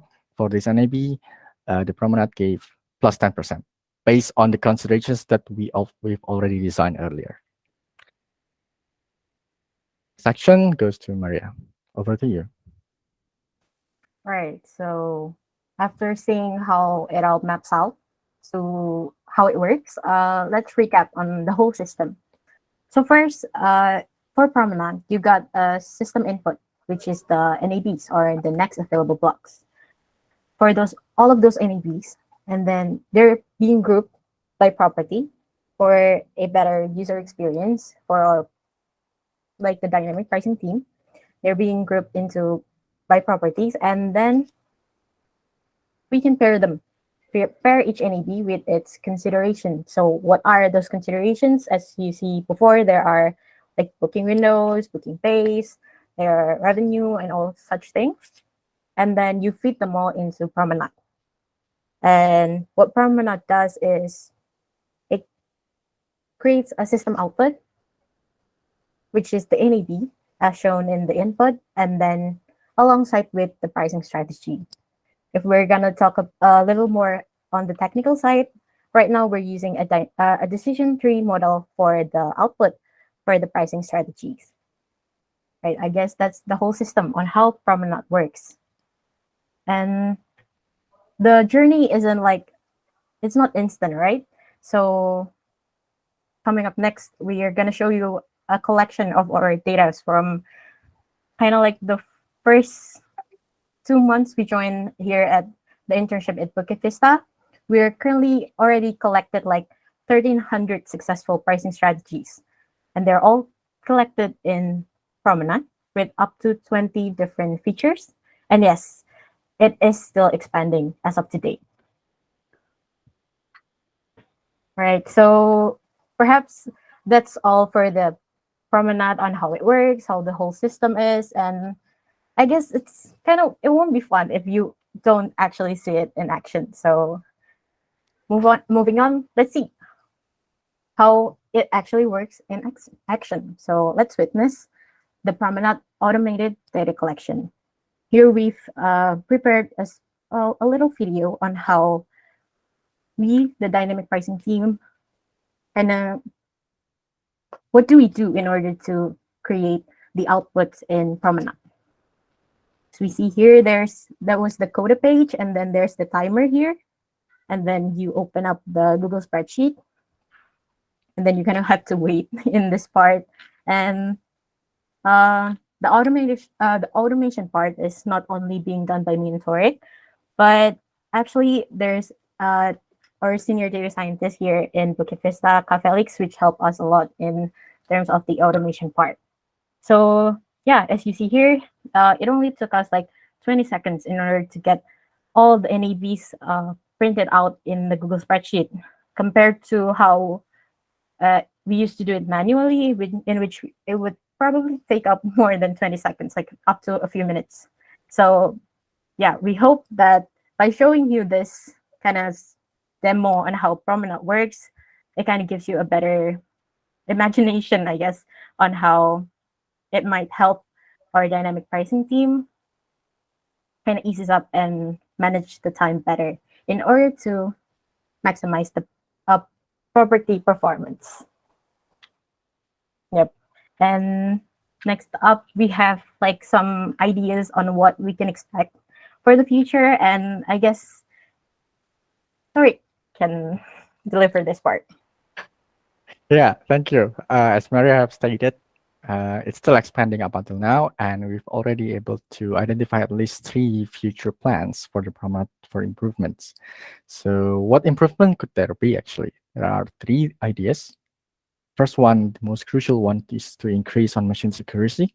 We could do more exploratory data analysis. We could do more pricing metrics. We could invent more pricing metrics, and we use all of those data to make more accurate decisions. So the revenue managers, the pricing team don't have to supervise Promenade every time. We can just let it go and let it makes revenue for Bukit Vista. The second one is more pricing strategy variations. For now, Promenade only able to issue a strategy like raise by 5% of the initial rates, lower by 5%, and ranging from -30 to 15% by intervals of 5%. What we could see here, as the dynamic pricing demo have already shown before, maybe we could apply a different strategy, perhaps a last minute discount, an early bird discount, or perhaps a length of stay discount into our decision making. And the third one would be a better learning mechanism. For now, we only able to collect all the data manually and combine it into one sheet, and then we use it to train. But I think in the future we can implement this by configuring the machine for every single successful case of booking entered into the Promenade. It goes immediately to relearn about all the state and immediately goes to a better decision process making. And those 3 are our vision for the future. And moving on. All right, I think that's enough about our projects. Over to you, Maria. All right, so enough with the technical things on what kind of activities we do here at Bukit Vista, and let's talk a bit about Bukit Vista itself and kind of what me and Torik have learned so far here being an intern in Bukit Vista. So basically there are 3 sections to this part. There are knowledge, skills, and also core values. So in terms of knowledge, of course, we've learned a lot, but here are the 3 that we would like to highlight even more in our presentation today. So the first one, being able to contribute in this project, we definitely learned a lot about the machine learning theory and like types of machine learning, on what types of models to use on which cases. We definitely learned that a lot.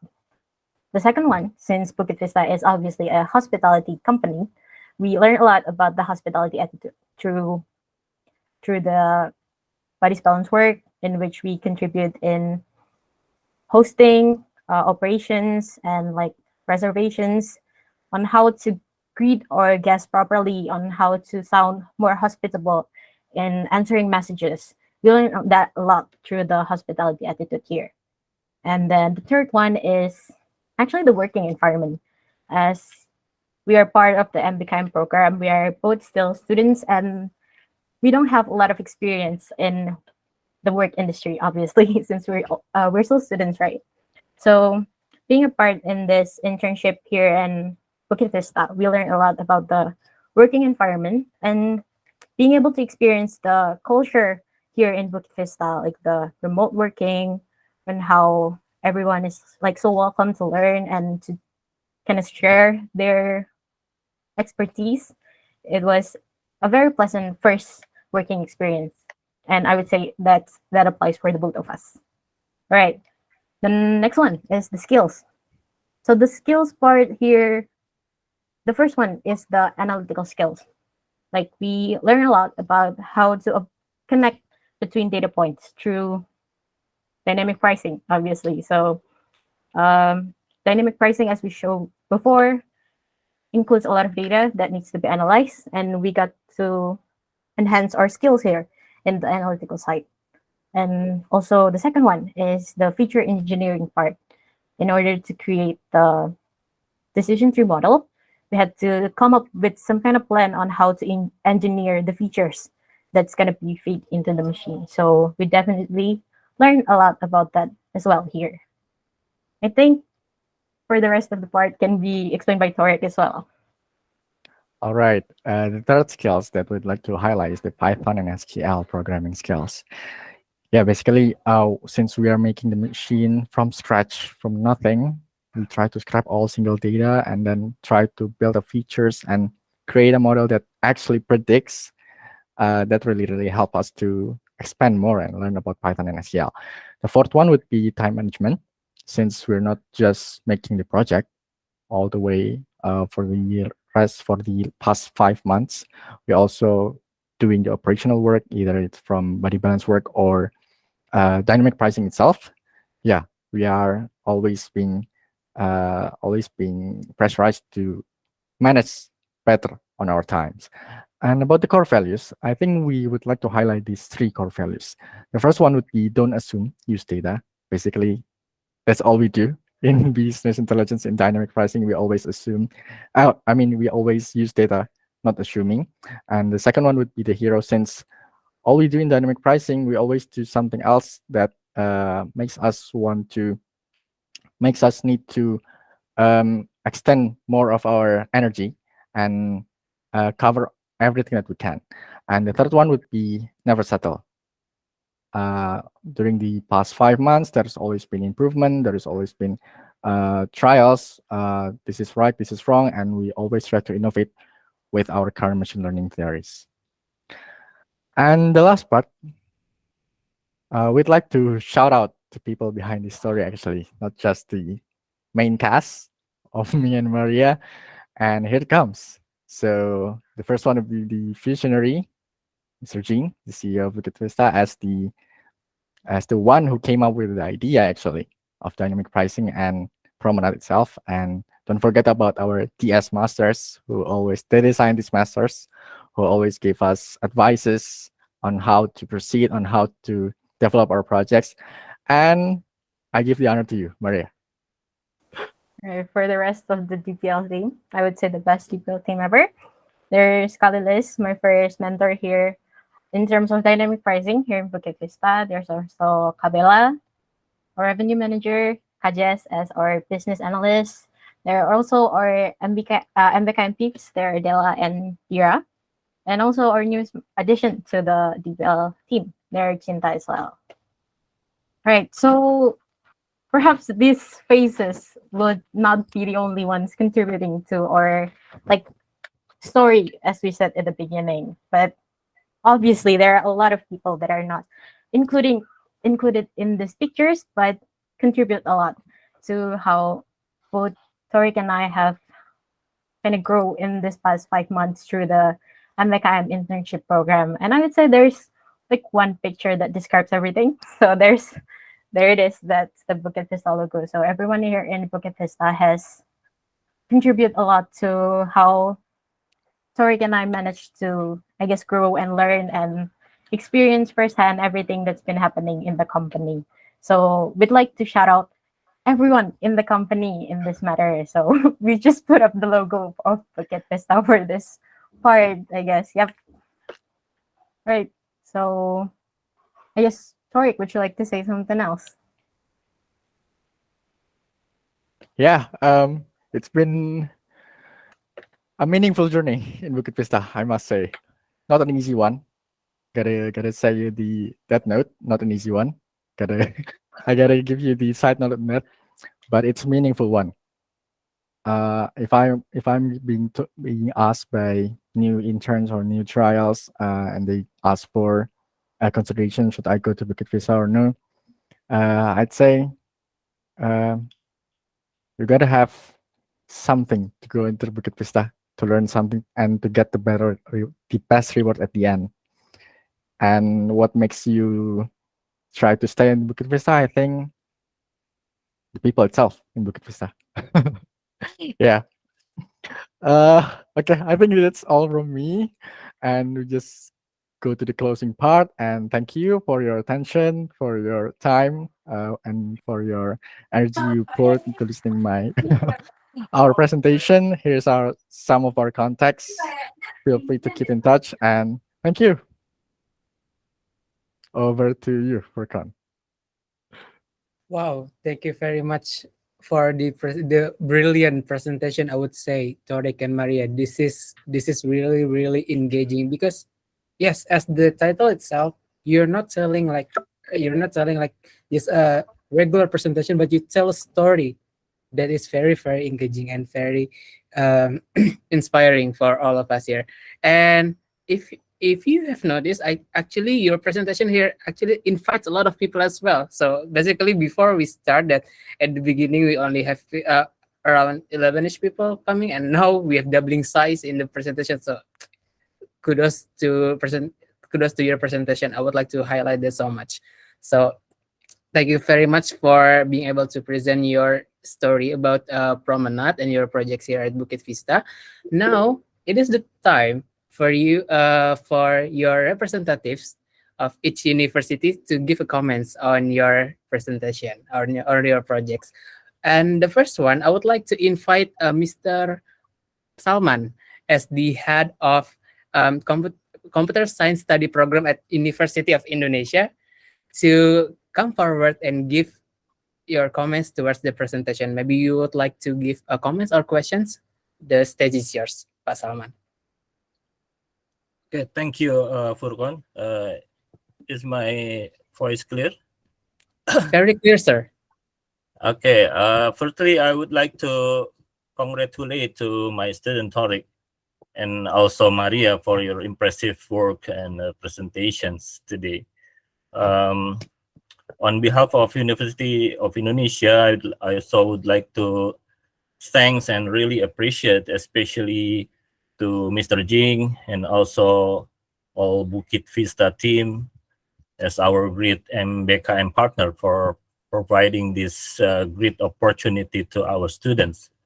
I'm sure during 5 months intern, they had learned a lot and also had a great experience by doing a real project to solve real problems, as well as exposing so many skills such as leadership, communication, negotiation, analytical thinking, teamwork ability, and so on. I do hope this program would still be continued in the future to give opportunity to more students so they will also get this precious experience and knowledge. I think that's all from me. Wishing all of you good health, happiness, and more success in this coming new year. Thank you. Thank you very much, Pak Salman, for coming to this presentation. We are really glad to have you here watching Tariq's and Maria's development throughout their internship time here at Bukit Vista. Okay, coming next, we also have the long life partner from Universitas Gajah Madah. It's actually the representative of Fakultas MIPA or Mathematical and Natural Science Faculty of Universitas Gajah Madah. So please come forward, Mr. or Professor Azhari, to give the comments on the Tariq's and also Maria's presentation. Okay, The stage is yours. Yeah, thank you very much, Furkan. Can you hear me? Yes, Prof. Okay, All thank good. you.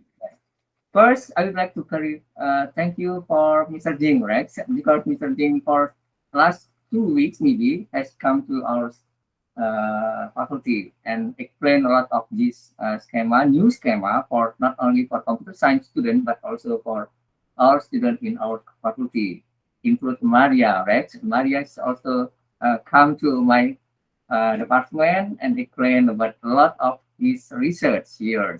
Very good. Yes. It's, sorry, also speaker, Maria speaker explain about dynamic pricing. The one most important point here is decision making, right? I would ask first before my comments about decision making system. Is this in your decision making system automatically make decision or still have interpreter power by user or by any people maybe or automatically by system? Can you explain about that? What does it mean automatically decision by system? Come on. Tariq or Maria. All right. So I guess I'll try to answer it first and then Tariq can complete it. Yeah. Okay, come on. Yep. So for now, the system here outputs a pricing decision, right? But since we don't have the complete accuracy part just yet, and that makes us it's a big risk in order for us to actually trust a machine on itself to work on its own. So for now, there are the DPL team that were introduced before. We're still including their considerations into the pricing decision making. So kind of supervised, I guess. So we've managed to output the pricing decision, but the pricing decision itself still has to be supervised by our team members. That's our current state, but the goal moving forwards would be to get the machine that we can trust completely in order to make the pricing decision. I guess. Yeah. The question is like this, right? Exactly. The question is when the system will make a new decision. For example, in 1 day, 1 minute, or other minutes will be change again, or 1 minute again, change again. It could be like that or not. Yeah. Sorry, I'll try to answer that. All right. So for now, the state is the machine would create a decision for every single iterations, and that iteration would be 7 days by default. So every 7 days, the machine would check the property, is it working or not? And if it's working, if the pricing is working, then the machine would try to keep or raise the price. On the other hand, if the case is different, it will try to lower the prices. But on the vision is that we'll try to, on the future, we will try to change this iteration process, not just to default on 7 days, but we'll try to incorporate signals into the process. Whether should we inspect the property based on the occupancy, based on the booking pace, and so on. I think that's the image to go forward, Mr. Azari. Yes. Okay, great. That is what I mean. Automatic decision, it could be done by the system, like flight, right? You know, flights, the automatic flight can be replaced by autonomous pilot, right? The autonomous pilot can play by machine, not by pilot, right? That is what I mean. So I hope Mr. Jing in the new future can use a lot of automatic decision making by system, right? Not only pricing, but partnership, maybe our partnership, new partnership, and so on, right? Okay, that is my comments. I hope your intern here in Bukit Vista will be done for you in the future, not only for the course Bukit Vista, for your university, but for your career. Okay, because we still want all students or graduates, maybe or graduation can learn more technology, a lot of technology, new technology. Not only machine learning, but also business, right? In Indonesia, I mean, in our country, need a lot of students know about business, For example, like Bukit Vista. Bukit Vista a good domain for learning, for exercise, for get knowledge. As I know, as my student, not only Maria, but my student like my computer science student here, like a lot of myself. Okay, great for all. Thanks for Mr. Jean, for officer in Bukit Vista, and for Maria, for Tori, and also all students that get internship here. Thank you. That is my comment. Thank you very much. Thank you, Pak Azari. Yeah. Thank you so much, Prof. Azari, for giving so inspiring and lighting comments that should be should be accepted by all of us as Yeah. the fire to move forward. Okay, so now we are coming to the comment session from the Bukit Vista Intern Mentor itself. So the first one, I would like to call not exactly the mentor, but the team that has been closely worked with the projects that has been presented. I would like to call the representative here, Kalilis. Kalilis, are you here? Yeah, I'm here. Thank you very much, Recon, for giving me a chance to speak. First of all, yang terhormat Bapak Salman dan Prof. Asari, salam kenal Bapak-Bapak. Nama saya Lilis, Vice Lead of Business Intelligence. Jadi di sini saya selaku yang lebih dulu masuk di sini di chapter Business Intelligence and mentoring Tariq and Maria. Not like all karena I don't really understand code, but I do understand the business process here in Bukit Vista as well as knowledge management. First, congratulations to Mr. Jing first that brings the candidate here to Bukit Vista, Tariq and Maria. They both actually a very good candidate. I'm very amazed with their capacity. First, Maria, like from UGM, right? She's from statistics, so of course the mathematics skill is very good over there. And in dynamic pricing, the project they present just now, it's really fundamental and to build the knowledge management basically. So every logic that is on Promenade is created by Maria and also Tariq, of course, with discussion with all the team, but they both encoded to a product basically that is now being developed to be easily used by the user. And as Maria also said just now, there's about 300 or something a decision that we have made using the Promenade, and this product will be very helpful for Bukit Vista in the future since we manage so many properties, 130 plus, and with around 1,000 listing on Airbnb as well as booking.com.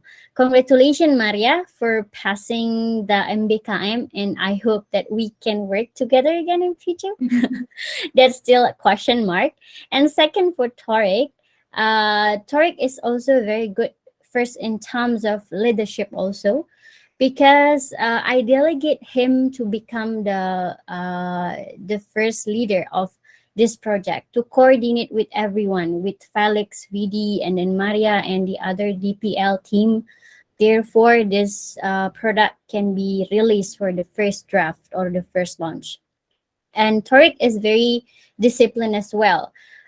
He's also executing like giving the pricing strategy for some properties, but still able to keep the pace of his work on creating these new tools for Bukit Vista. Congratulations, Tariq, and I also hope that we can still collaborate in the future. Last, I really thank you guys to create these tools and all of our kebersamaan during the time about 5 months. I forget actually, but the time is very, very valuable for me as well as for the other team. I believe so, because in terms of socialization, engagement with the other colleagues here, they are also very, very good. And that's a very good attributes of soft skill that they will need in the future when building their careers basically. Congratulations, and I hope that you can learn many things here in Bukit Vista. I think that's all from my side. Furkan, we'll give it back to you. Thank you. Thank you very much, Kalilis, for giving so welcoming and so nice words to both Tariq and also Maria. Yes, I do believe that both Tariq and Maria have this kind of a very good social skills. Like, you know that Tariq and Maria is always helping me to help to present their project in front of so many important people at the universities. If you haven't noticed, everyone. So basically, if I get stuck onto how to present or to demonstrate promenade, basically I just go to Discord and find Sorik or Maria. Please give this presentation to the university, and they will. And yes, they will do it like on the spot. They are very helpful, and I would like to thank personally for always what is it, taking up to my challenge. I asked a lot of things from you guys for making the article, being pioneer of the innovative projects page, and yes, you always like, okay, Kak Furkon, like there's no, you don't have any burdens beside beside my job. Okay, so that I would like to highlight as well. Thank you very much for both of you. Coming up next, I would like to have a word from the mentor, the direct mentor from Torik and also Maria. Guys, sorry, can you hear me, guys? Yes. Okay, thank you very much for the confirmation, Mr. Azari. Okay, I would like to give the floor to Kafidi as the mentor of Torik and also Maria here. So Kafidi, the floor is yours. Okay, thank you, Furkan. With Maria and Torik, first, congratulations. And to the professors who came here, thank you very much for allowing time to attend this presentation as well. Your students, both Maria and Torik from UI and UGM, are excellent students. Me, myself, I'm working with Torik and Maria in the more theoretical point of view, and also together with Felix, especially, who directly help them with the implementation. I usually help them to understand more about the fundamental machine learning logic, and also usually bug fixing, yeah, Maria and Torik, if they have issues, or maybe if they're stuck, why is the accuracy of the model stuck at a certain point, and I will assist them on that way. From those experience, I believe that Maria and Torik has a very good fundamental understanding of both the mathematical and technical aspects in building a machine learning model, but also experience in doing the pricing helps them a lot. Because usually when they are stuck, don't really have to give them the exact answer most of the time. What I usually does is just asking them the questions that might be representative of their problem right now, and they were actually able to answer it on their own based on their experience in dynamic pricing with feature engineering and all that. So again, thank you very much for all the team here as well, who's helped them develop their skills throughout their internship in Bukit Vista. And again, Maria and Torik, I believe that in the future, you guys will have a great future ahead of you, both. And yeah, we hope we can work together again in the future. Thank you, Torik. And thank you, Furkan. Okay, thank you very much, Kapidi, for giving up your so very nice words. Now, I would like to move the floor to Felix as the data science senior member as well at Bukit Vista. Yeah, Felix, here we go. thank you. Is my voice audible? Very clear. Okay. Sorry because I'm outside right now. Okay. I would like to congratulate firstly to Maria and Torik, and also thank you all to all professors and lecturers here. Thank you for coming, and thank you for allowing them to go with the MBKM program here. So for the presentation, I think it's great. Promenade has gone a long way. Yeah. Day by day, it keeps on improving. For Tori and Maria, thank you for your contribution and everything that you have done. I couldn't believe at all you guys nailed it, making Promenade until it's ready for use. There was certainly a lot of problems that occurred along the way. Like we do a lot of bug fixing and such.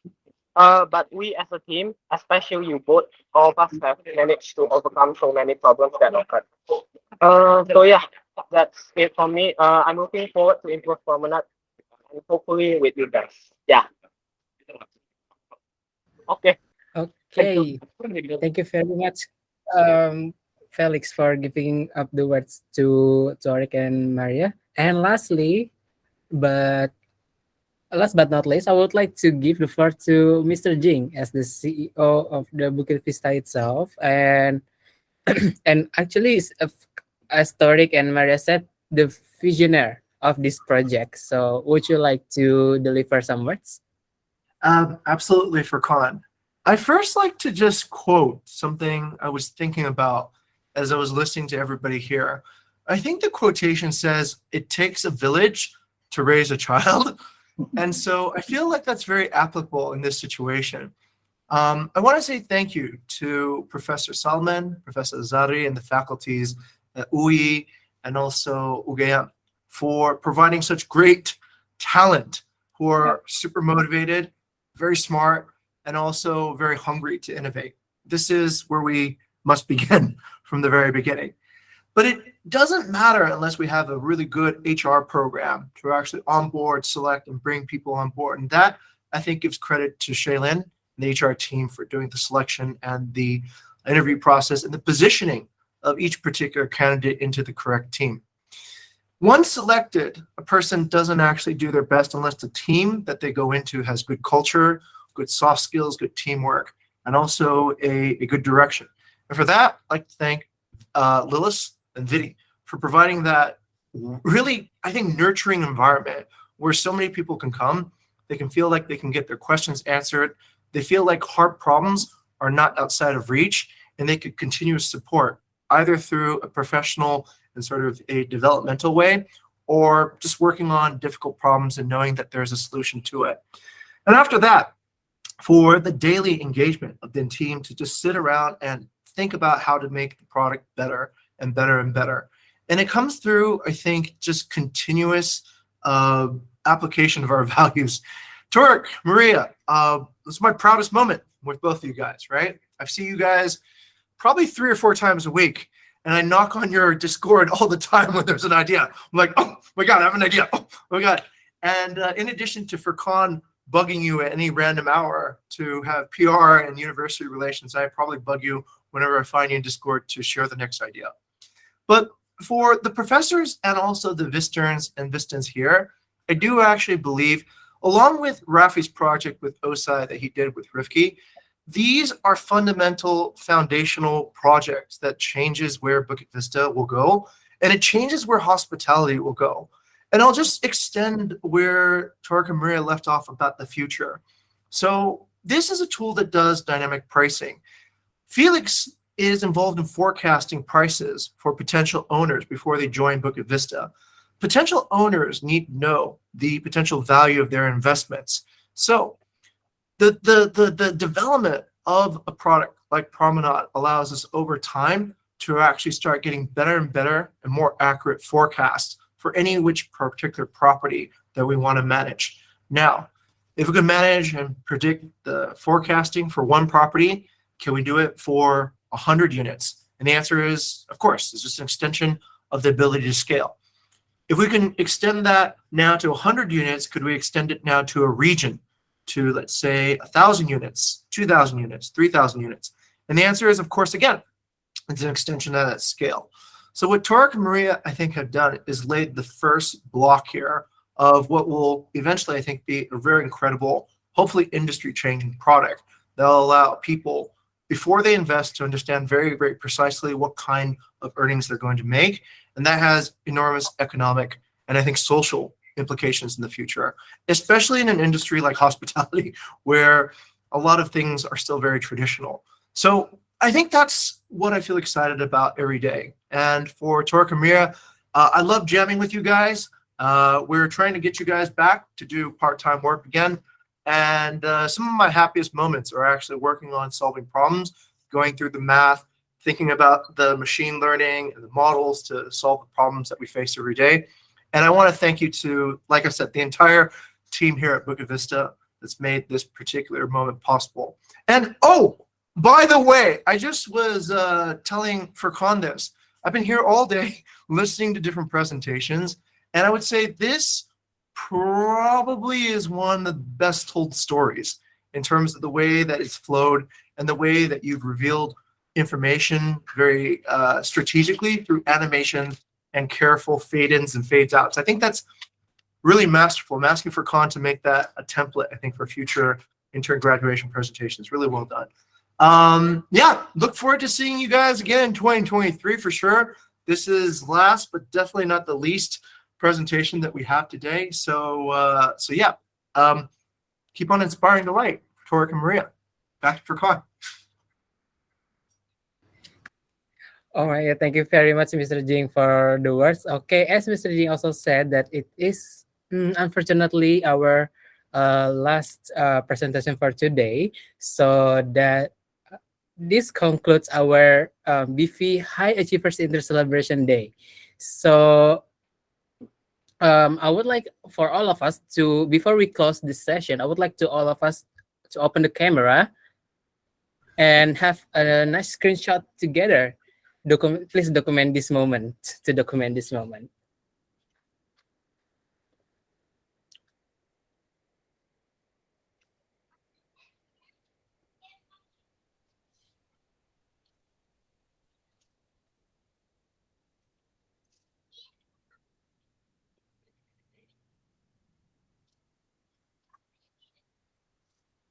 Okay. I'm calling until 3. Kak Robin, Kak Cinta, Kak Nova, Miss Lina, is it possible for you to open the camera? Okay. Okay, I think all pretty good now. Kak Shalin, in the count of on your count, please do the screenshot. Okay, all right. So everyone is ready, yeah? So I'll count in the 3 and maybe we'll take like about 2 or 3 screenshots, yeah, in this case. Okay, the first one, let's go. 1, 2, 3. Okay, that's the first one. And okay, let's prepare for the second one. 1, 2, 3. Just the style.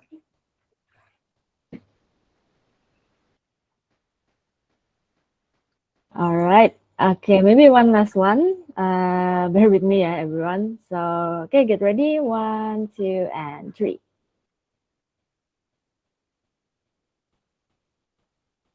All right. The photos are already taken. I think it should be enough from our side. I'll give it back to Furkan. Thank you. Okay, so that concludes actually our BV HAICE Day, Bukit Vista High Achievers Inter Celebration Day for now. So thank you very much everyone for staying tuned until this hour. And yes, I hope we can see you another time. Bye-bye, Okay. everyone. Happy New Year, everybody. Selamat tahun baru. Ya, selamat. Thank you, everyone. Thank you for the Thank invite. you, Pak Salman, Pak Zari. Thank you very much. Bu Indah. Have a nice weekend. Happy New Year. Terima kasih, Pak Salman. Happy New Year. Terima kasih Furkon. Terima kasih Pak Salman sudah Thank datang. Terima you, kasih Miss Furkon. Ina sudah datang.